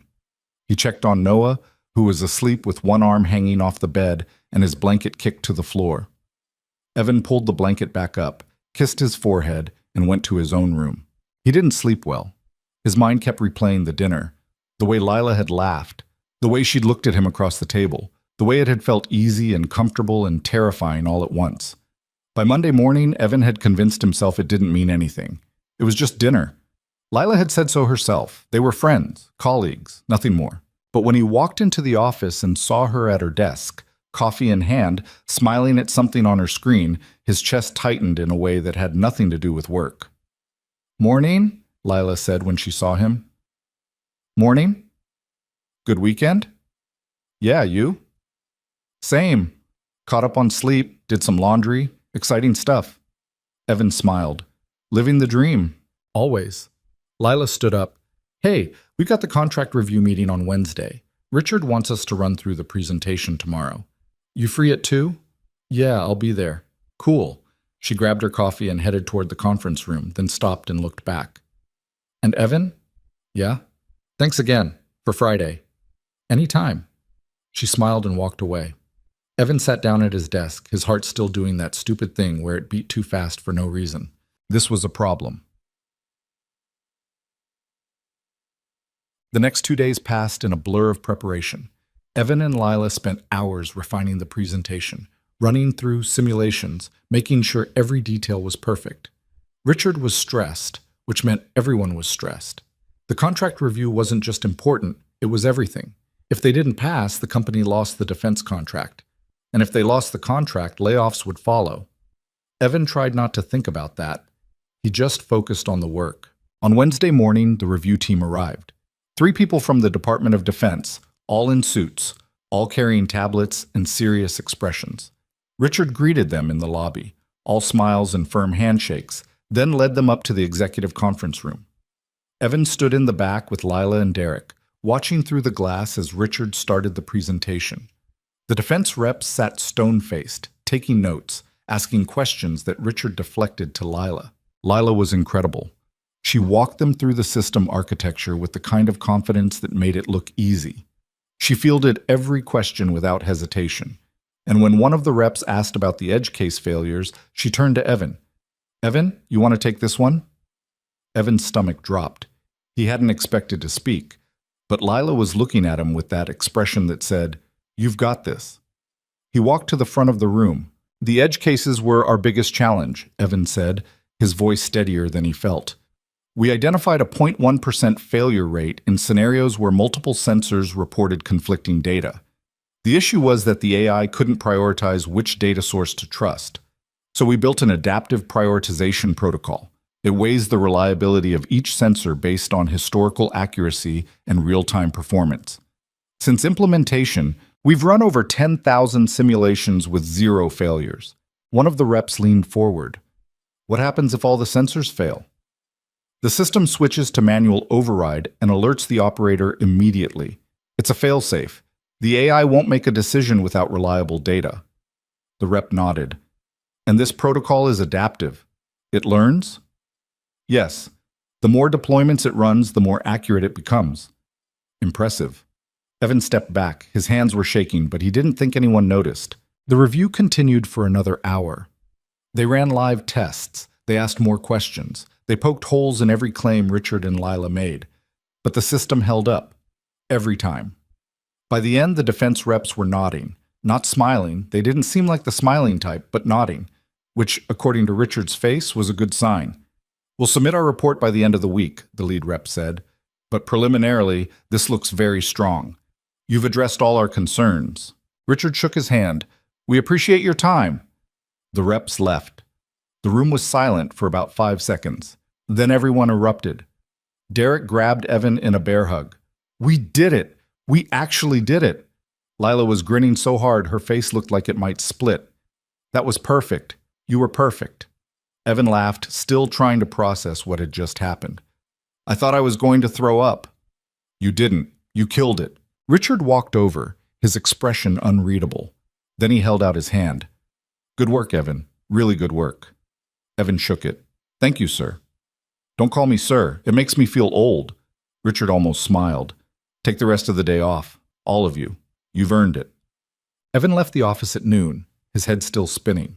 He picked up Noah early from school, claiming there was a dentist appointment that didn't actually exist. Noah didn't question it. He was just happy to leave early. "Where are we going?" Noah asked as they drove. "I don't know. Where do you want to go?" "The Science Museum." "Again? We were just there 2 weeks ago." "I know, but they have the planetarium and the rocket exhibit. Please, Dad." Evan smiled. "All right, Science Museum it is." They spent the afternoon wandering through exhibits. Noah was obsessed with the rocket display, asking a million questions about propulsion and gravity and whether they'd ever build a rocket to Mars. Evan answered as best he could, his engineer brain kicking in automatically.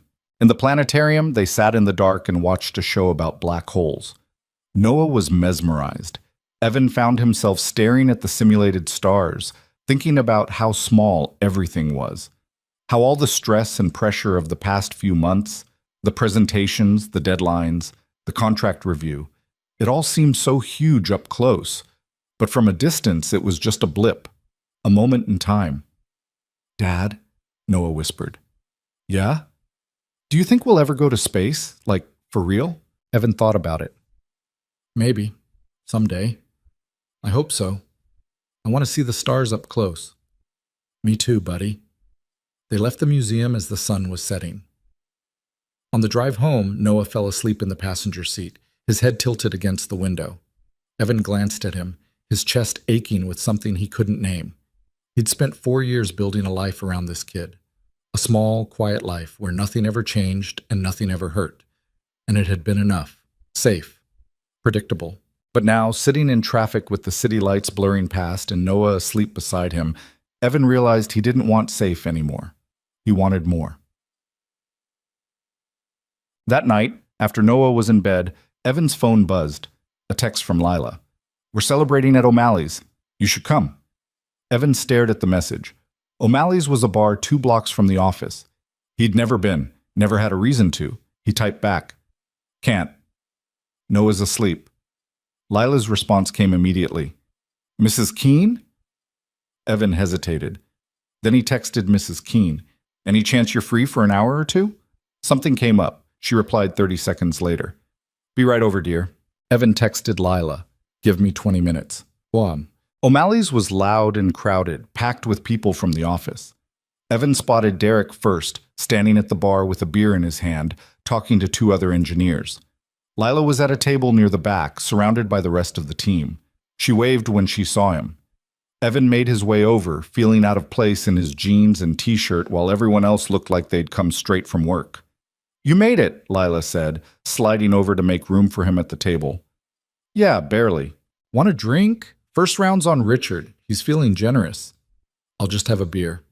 Lila flagged down a server and ordered for him. The table was loud, everyone talking over each other, replaying the contract review, laughing about the way one of the defense reps had grilled Richard about the power consumption specs. Evan sat back and listened, nursing his beer. It felt strange being here, being part of this. For so long, he'd kept everyone at arm's length. Work was work, home was home. The two never mixed. But now, sitting at this table with people who felt less like colleagues and more like friends, he realized how lonely the past 4 years had been. Earth to Evan, Lila said, nudging him. Sorry, what? Derek was asking if you're coming to the office party next month. Evan blinked. There's an office party? Every year it's a whole thing. Dinner, dancing, open bar, very corporate. I don't really do parties. You don't do a lot of things, Lila said, but you should. It's fun. I'll think about it. That's code for no. Maybe, Lila laughed. You're impossible. I've been told that before. They stayed at the bar until almost midnight. Evan had 2 beers, which was more than he'd had in years. By the time he said goodbye and headed home, his head was buzzing and his face hurt from smiling. Mrs. Keene was asleep on his couch again. He woke her gently, thanked her, and paid her double what he usually did. You're in a good mood, she said. I had a good night. I'm glad, dear, you should have more of those. Evan watched her leave, then checked on Noah. He was still asleep, curled up with his favorite stuffed dinosaur. Evan stood in the doorway for a moment, just watching him. For the first time in a long time, Evan felt like things were falling into place. Well, the next few weeks were some of the best Evan could remember. The contract review results came back positive. The Defense Department approved the system. The contract was signed. Richard threw a team lunch to celebrate, and for once he actually seemed happy. Evan's relationship with the team solidified. He wasn't the outsider anymore. Derek invited him to grab lunch at least once a week. Other engineers stopped by his desk to ask for advice or just to chat. Even Richard started calling him by his first name. And then there was Lila. They still worked together every day, but it was different now, easier. She'd stop by his desk with coffee. He'd stop by hers with questions that weren't really questions, just excuses to talk. They started having lunch together, sitting outside when the weather was nice, talking about everything and nothing. One afternoon, Lila asked him about his wife. They were sitting on a bench outside the office, eating sandwiches from the deli down the street. The question came out of nowhere. Can I ask you something personal? Lila said. Evan looked at her. Sure. What was she like, your wife? Evan set down his sandwich. He didn't talk about her much. It hurt too much. But something about the way Lila asked, gentle, curious, not pitying, made it easier. She was great, Evan said. Smart, funny. She didn't take anything too seriously, which was good because I took everything too seriously. She balanced me out. How'd you meet? College. We had the same physics class. She sat next to me on the first day and asked if she could borrow a pen. I gave her one. She never gave it back. Lila smiled. That's sweet. She used to say I was too focused on work, that I needed to live a little. She was right. Evan paused. When she got sick, I tried to be there for her. But I was also trying to keep my job, keep the bills paid, and I failed at both. I wasn't there enough for her, and my work suffered because I was distracted. By the time she died, I felt like I'd let everyone down. Evan, Lila said quietly, you didn't let anyone down. It felt like I did. You did the best you could. That's all anyone can do. Evan looked at her. Is it? Yeah, it is. They sat in silence for a moment. Then Lila said, she'd be proud of you, of what you've built, of the dad you are to Noah. Evan's throat tightened. Thanks. I mean it. I know. Yeah. The office party was on a Friday night in late October. Evan had tried to get out of it, but Lila wouldn't let him. "You're coming," she said. "Non-negotiable. I don't have anyone to watch Noah. Mrs. Keene. She's already watched him 3 times this month. So make it 4. Come on, Evan. It's one night. You'll have fun." Evan sighed. "Fine, but I'm leaving early. Deal." The party was at a hotel downtown, in a ballroom with chandeliers and a live band and tables covered in white linens. Evan showed up in the same button-down shirt he'd worn to his interview, feeling underdressed compared to everyone else in suits and cocktail dresses. He found Lila near the bar. She was wearing a dark blue dress that made her look like someone completely different from the engineer he worked with every day. "Wow," Evan said before he could stop himself. Lila grinned. "You clean up pretty well yourself. I look like I'm going to a funeral." "You look fine. Come on, let's get you a drink." They spent the first hour mingling. Evan talked to people he barely knew, shook hands with executives whose names he immediately forgot, and tried not to look as uncomfortable as he felt. But then the band started playing, and people moved to the dance floor, and Lila grabbed his hand. "No," Evan said, "absolutely not. Come on, one song." "I don't dance." "Everyone dances." "I don't." "Evan." She looked at him with those eyes that always made him cave. "Please?" He sighed. "One song." They went to the dance floor. The song was slow, which somehow made it worse. Evan had no idea what to do with his hands. Lila laughed and put them on her waist, then rested her own hands on his shoulders. "See? Not so bad. I feel like an idiot. You look fine." They swayed to the music. Evan tried to focus on anything other than how close she was. The chandelier, the other couples dancing, the band. But it was impossible. "Evan?" Lila's voice was quiet. "Yeah? I'm really glad you're here." "At the party?" "At Vance. In general." She paused. "I don't know what I would have done without you these past few months." Evan looked at her. "You would have been fine. You're brilliant.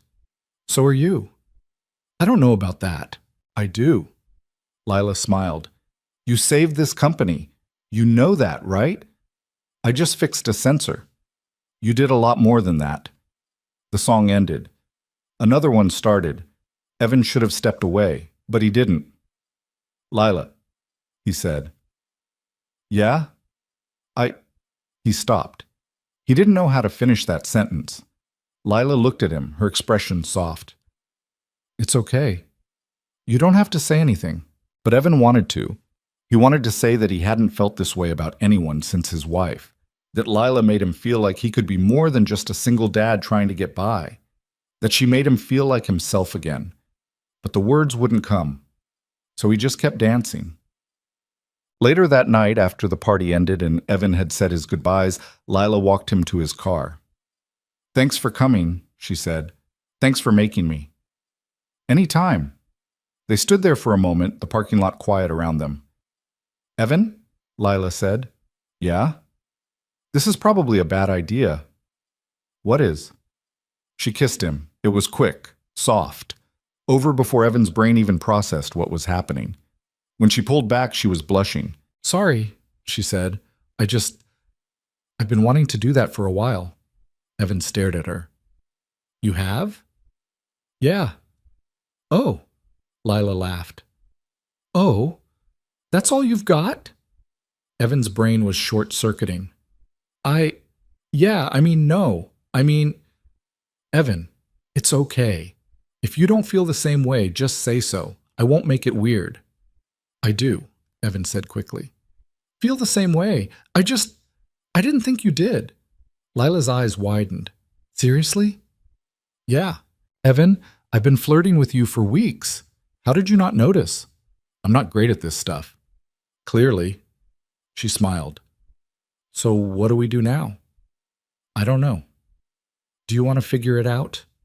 Evan thought about Noah, about work, about all the reasons this was complicated. Then he thought about how Lila made him feel, how she looked at him like he mattered, how she made him want to try. "Yeah," he said. "I do." Lila grinned. "Good." She kissed him again, slower this time. And when she pulled back, Evan was smiling. I should go, he said. Mrs. Keene's probably asleep on my couch again. Go. I'll see you Monday. See you Monday. Evan got in his car and drove home, his heart pounding, his mind racing. He had no idea what came next, but for the first time in years, he was excited to find out. Now, when Evan got home, Mrs. Keene was, in fact, asleep on his couch. He woke her gently, paid her, and thanked her for the millionth time. You're glowing, dear, she said. What? You look happy, happier than I've seen you in years. Evan didn't know what to say to that, so he just smiled. After she left, he checked on Noah. He was asleep, sprawled out like a starfish, his blanket on the floor again.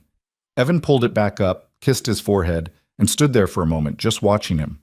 He thought about his wife, about the promise he'd made to himself after she died, to put Noah first, always. And he was. He still was, but maybe there was room for something else too, for someone else. Maybe he didn't have to choose. Evan went to his room, set his alarm, and climbed into bed. He didn't sleep right away. His mind was too full, but when he finally did, he dreamed of stars and rockets and a future that looked brighter than anything he'd imagined. Well, Monday morning came, and Evan walked into the office with a knot in his stomach. He didn't know what to expect. Would things be weird with Lila? Would she regret what had happened? Would he? But when he got to his desk, Lila was already there, coffee in hand, smiling like nothing had changed. Morning, she said. Morning. She handed him the coffee. Extra shot. You look like you need it. Thanks. So, she leaned against his desk. We should probably talk. Evan's stomach dropped. Yeah, probably. I don't want to make this complicated, Lila said. But I also don't want to pretend Friday didn't happen. Me neither. Good. So here's what I'm thinking. We take it slow. We don't tell anyone at work yet. We just see where this goes. No pressure, no expectations, just us. Evan nodded. That sounds good. Yeah? Yeah, Lila smiled. Okay, good. She walked away and Evan sat down at his desk, his heart still pounding. He had no idea what he was doing, but for the first time in a long time, he didn't care. He was ready to try. The next few weeks were a strange, wonderful blur. Evan and Lila kept things quiet at work.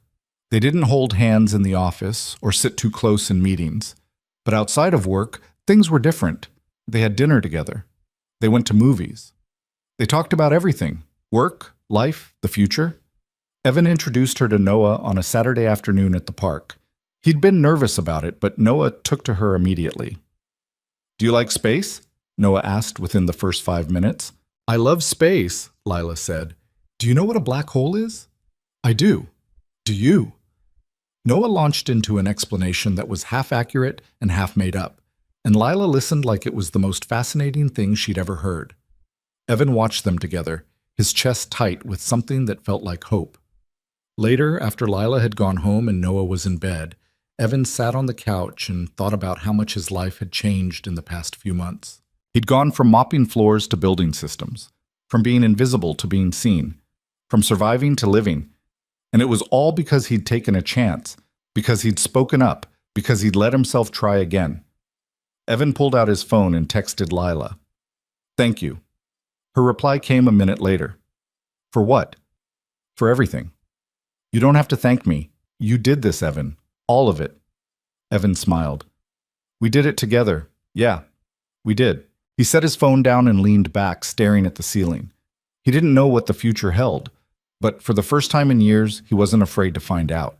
3 months later, Evan stood in front of the executive board, presenting the final deployment report for the AI defense system. The boardroom was intimidating.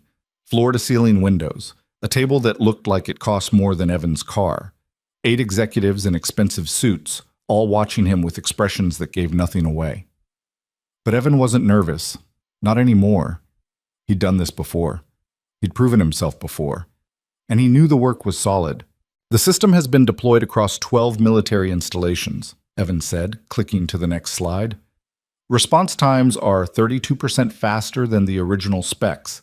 Energy consumption is down by 18%, and we've had 0 critical failures in over 50,000 operational hours. One of the board members, a woman in her 60s with sharp eyes, leaned forward. What about the edge cases?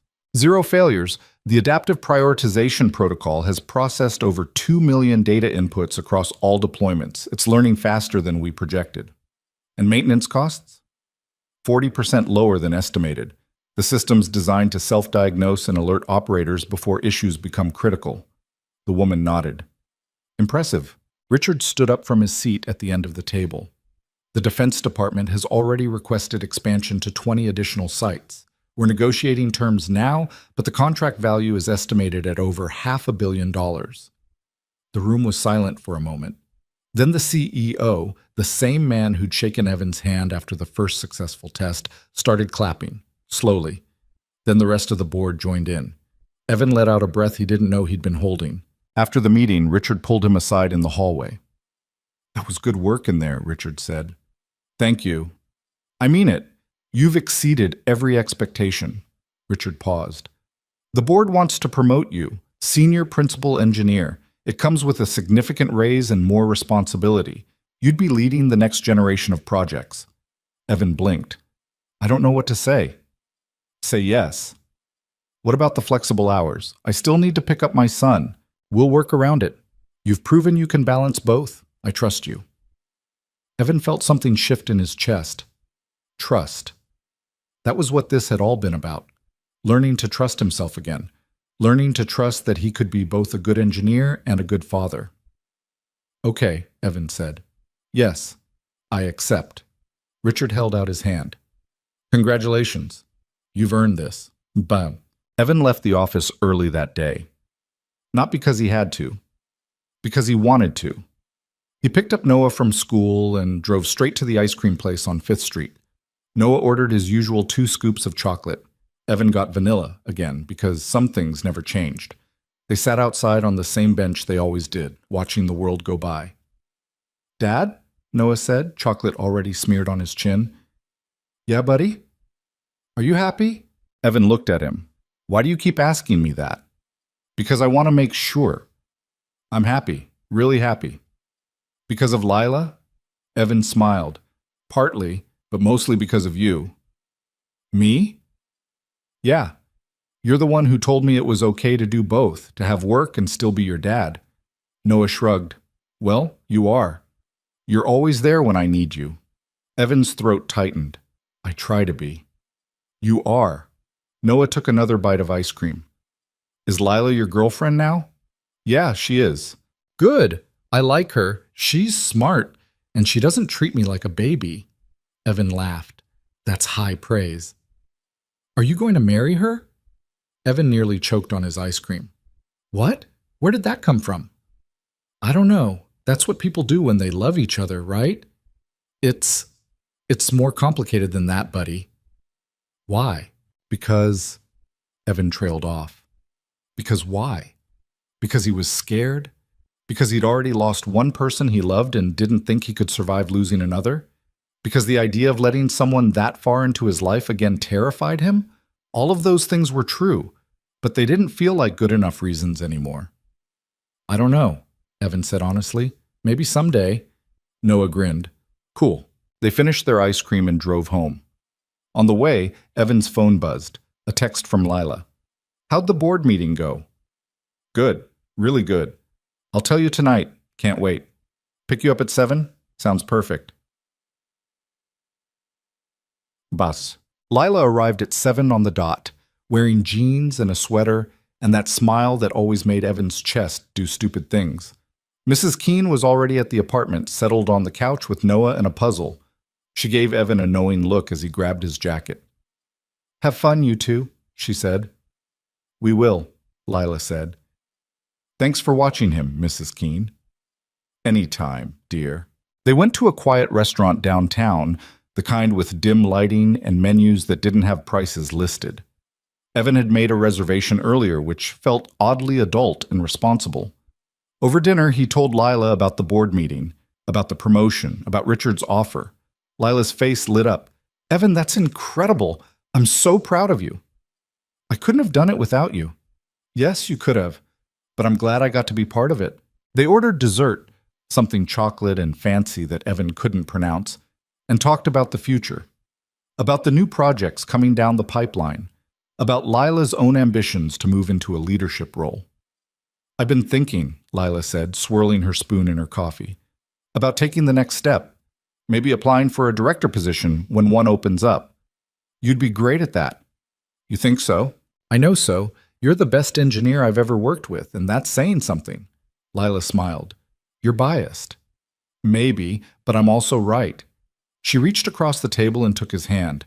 "I'm really glad you took that chance, back when you were still mopping floors and you decided to speak up." Evan looked at their hands, intertwined on the table. "Me too." "Do you ever think about what would have happened if you hadn't?" "Sometimes.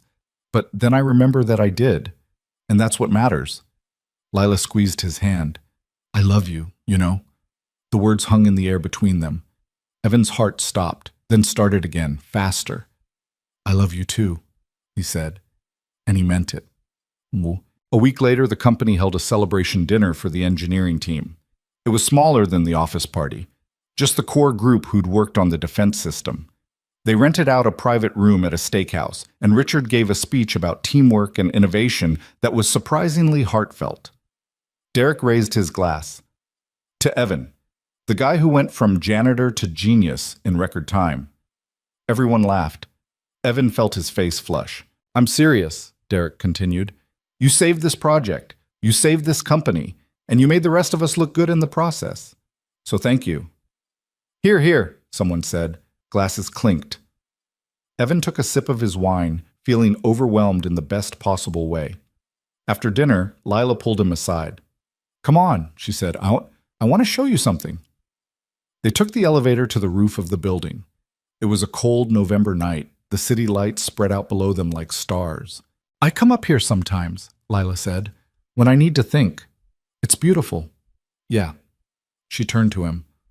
"Evan, can I ask you something?" "Of course." "What do you want? Like, really want? Not for Noah, not for work, for you." Evan thought about it. A year ago, he would have said he didn't know, that all he wanted was to survive, to get through each day without messing up too badly. But now, "I want this," he said. "I want to wake up every day and do work that matters. I want to be there for my son, and I want to be with you." Lila smiled. "That's a good answer. What about you? What do you want?" "The same thing. Work that matters. People who matter." She paused. "I want to build something real. Not just systems and software, but a life. With you." Evan pulled her close. "I want that too." They stood there for a while, wrapped in each other, the cold night air biting at their faces. And for the first time in years, Evan felt like he was exactly where he was supposed to be. Christmas came faster than Evan expected. He'd never been big on the holidays. After his wife died, they'd felt more like something to survive than something to celebrate. But this year was different. Noah was obsessed with decorating. He insisted on a tree, a real one, not the plastic thing Evan had been using for years. They went to a lot on the edge of town and picked out a 7-footer that barely fit through the apartment door. Lila came over to help decorate.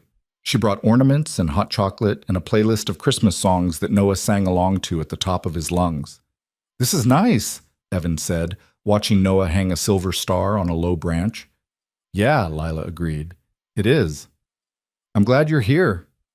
"Me too." On Christmas morning, Noah woke Evan up at 6, bouncing on his bed like a rabbit. "Dad, Santa came. There are presents everywhere." Evan groaned. "It's 6 in the morning, buddy."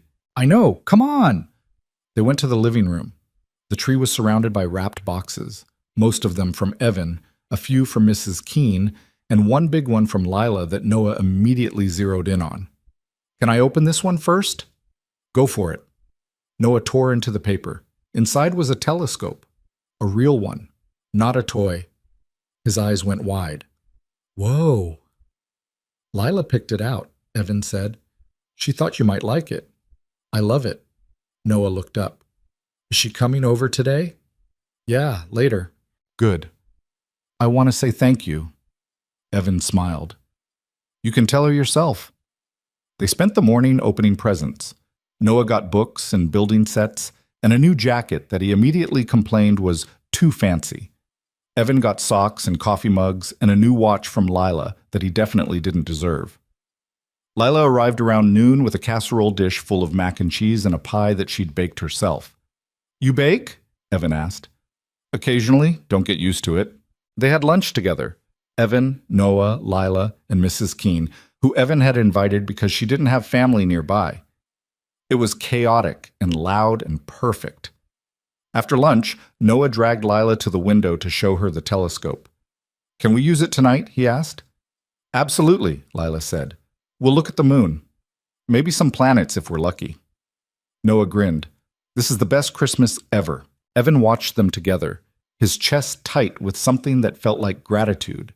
He'd spent so long thinking he had to choose: work or family, career or fatherhood, survival or happiness.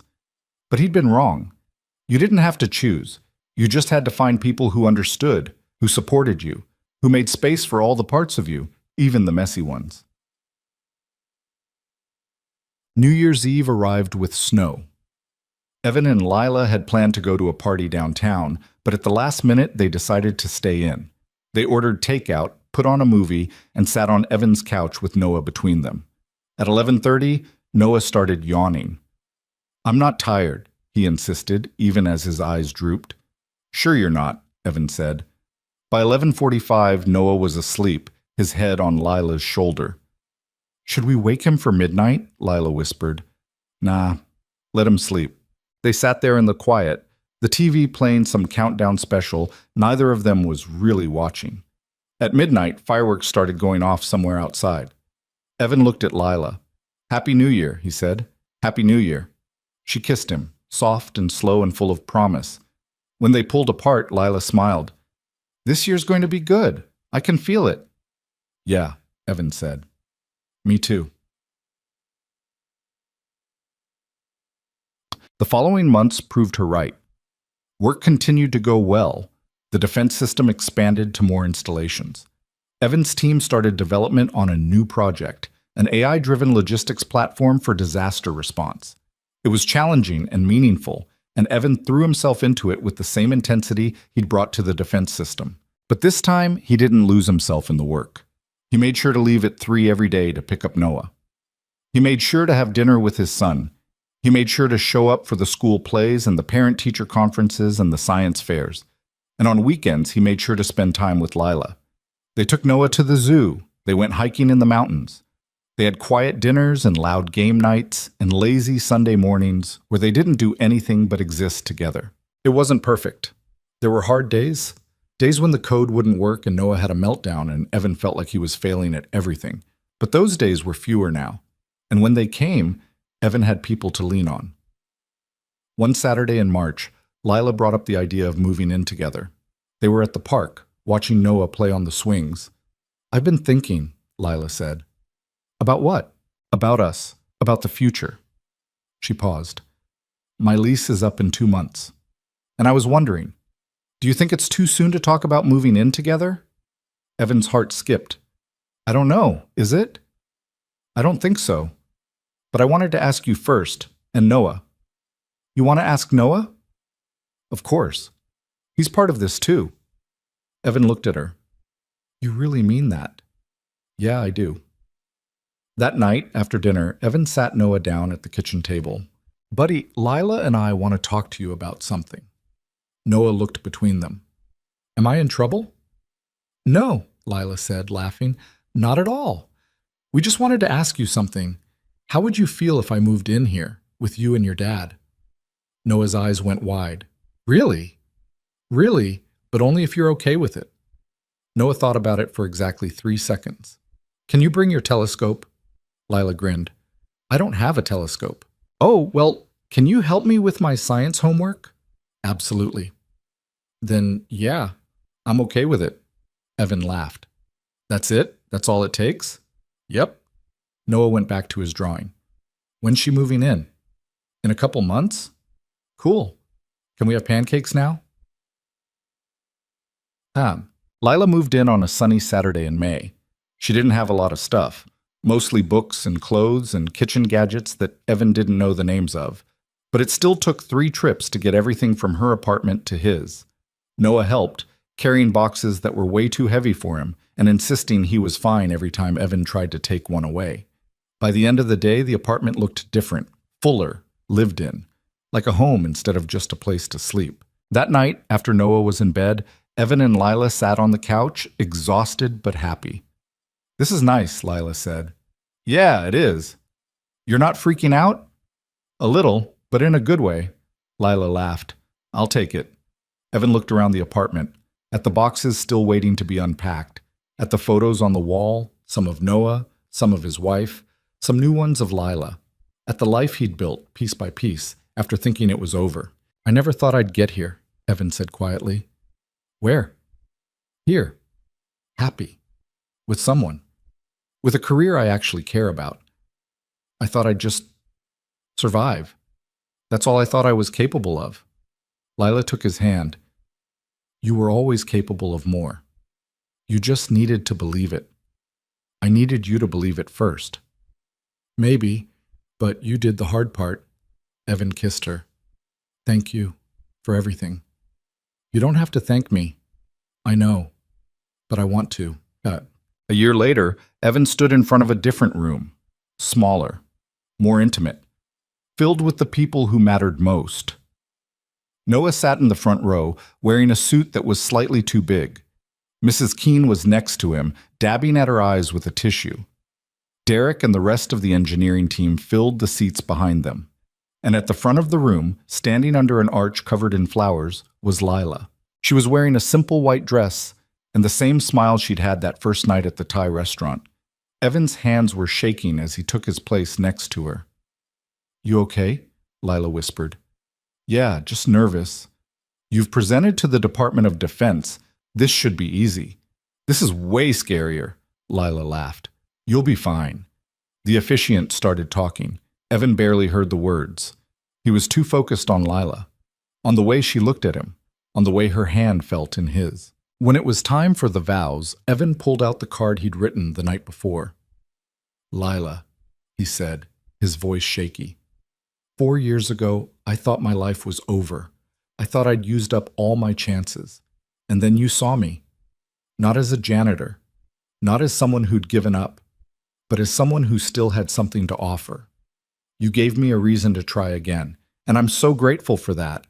I promise to show up for you, to support you, to love you for the rest of my life." Lila was crying now, happy tears. "Evan," she said, "you say I saw you, but the truth is you were already there. You just needed someone to remind you. You're the best person I know, the best partner, the best father, and I can't wait to spend the rest of my life with you." The officiant pronounced them married. Evan kissed Lila. Everyone cheered. Noah ran up and hugged them both. "Does this mean Lila's my mom now?" Lila knelt down. "If you want me to be." Noah grinned. "Yeah, I do." "Oh, what then?" The reception was small. Dinner at the same restaurant where Evan and Lila had their first date. Dancing to music that Noah insisted was boring but okay. At one point, Evan found himself standing on the balcony, looking out at the city lights. Derek joined him. "Hell of a day," Derek said. "Yeah, it was." "You did good, man. With all of it, the job, the family, everything." "Thanks. I'm still figuring it out." "We all are." They stood in comfortable silence for a moment. Then Derek said, "You ever think about where you'd be if you hadn't spoken up that day? If you'd just kept mopping floors?" Evan thought about it. "Sometimes. But then I remember I did speak up, and that's what matters."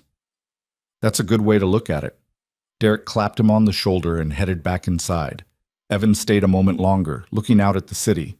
He thought about the journey that had brought him here, the loss, the fear, the decision to try again, even when it felt impossible. He thought about the people who'd helped him along the way. Lila, Noah, Mrs. Keene, Derek, even Richard in his own gruff way. And he thought about the future, the projects he'd build, the life he'd live, the family he'd raise. It wouldn't be perfect. There would be hard days, challenges, setbacks, but that was okay, because he'd learned something important over the past year. You didn't have to be perfect. You didn't have to have all the answers. You didn't even have to know what came next. You just had to show up. You had to try. You had to believe that you were worth more than the worst thing that ever happened to you. And you had to let people in, even when it was scary, even when it felt like too much. Because the truth was, you couldn't do it alone. Nobody could. Leela appeared beside him, slipping her hand into his. "You okay?" she asked. "Yeah, just thinking." "About what?" "About how lucky I am." Lila leaned her head on his shoulder. "We both are."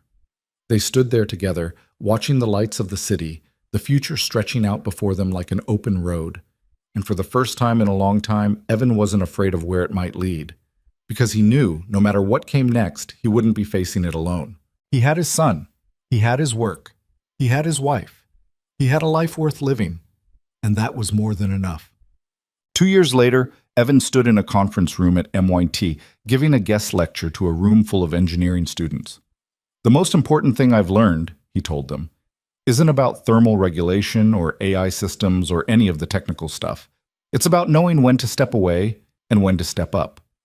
It's about understanding that your worth isn't just in what you build, but in who you are when you're not building." A student raised her hand. "What if you fail? What if you step away and can't find your way back?" Evan smiled. "You will find your way back.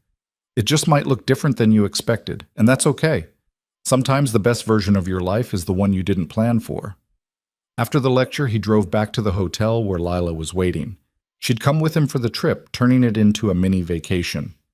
"How'd it go?" she asked. "Good, I think. Hard to tell with college kids. They loved you, I'm sure of it." They had dinner at a seafood place near the harbor. The next morning, they flew home. Noah was waiting at the airport with Mrs. Keene, holding a sign that said, "Welcome home, Mom and Dad." Evan's chest tightened when he saw it. Mom and Dad. Lila had officially adopted Noah 6 months ago. It had been a long process, but worth it. Now they were a family, legally, officially, completely. Noah ran up and hugged them both. "Did you bring me anything?" "Maybe," Lila said, pulling a small box from her bag. "MIT sweatshirt. Figured you'd want to represent." Noah's eyes lit up. "This is so cool." They drove home together, Noah chattering the whole way about his week at school. Evan listened, one hand on the wheel, the other holding Lila's. When they got home, Noah ran inside to try on his sweatshirt. Evan and Lila stood in the driveway for a moment. "You know what I realized?" Evan said. "What?" "I spent so long thinking I had to choose between being good at my job and being good at life. But they're not separate things. They're part of the same thing. You can't be good at one without being good at the other." Lila smiled. "Took you long enough to figure that out. Better late than never." True. They walked inside together, into the life they'd built, into the future they'd chosen. And Evan knew, without a doubt, that he'd finally found what he'd been looking for. Not perfection, not certainty, not a life without struggle, but something better. A life where he got to be himself, all of himself. The engineer, the father, the husband, the man who'd fallen and gotten back up. A life where second chances weren't just possible, they were real. And sometimes, if you were brave enough to take them, they could change everything.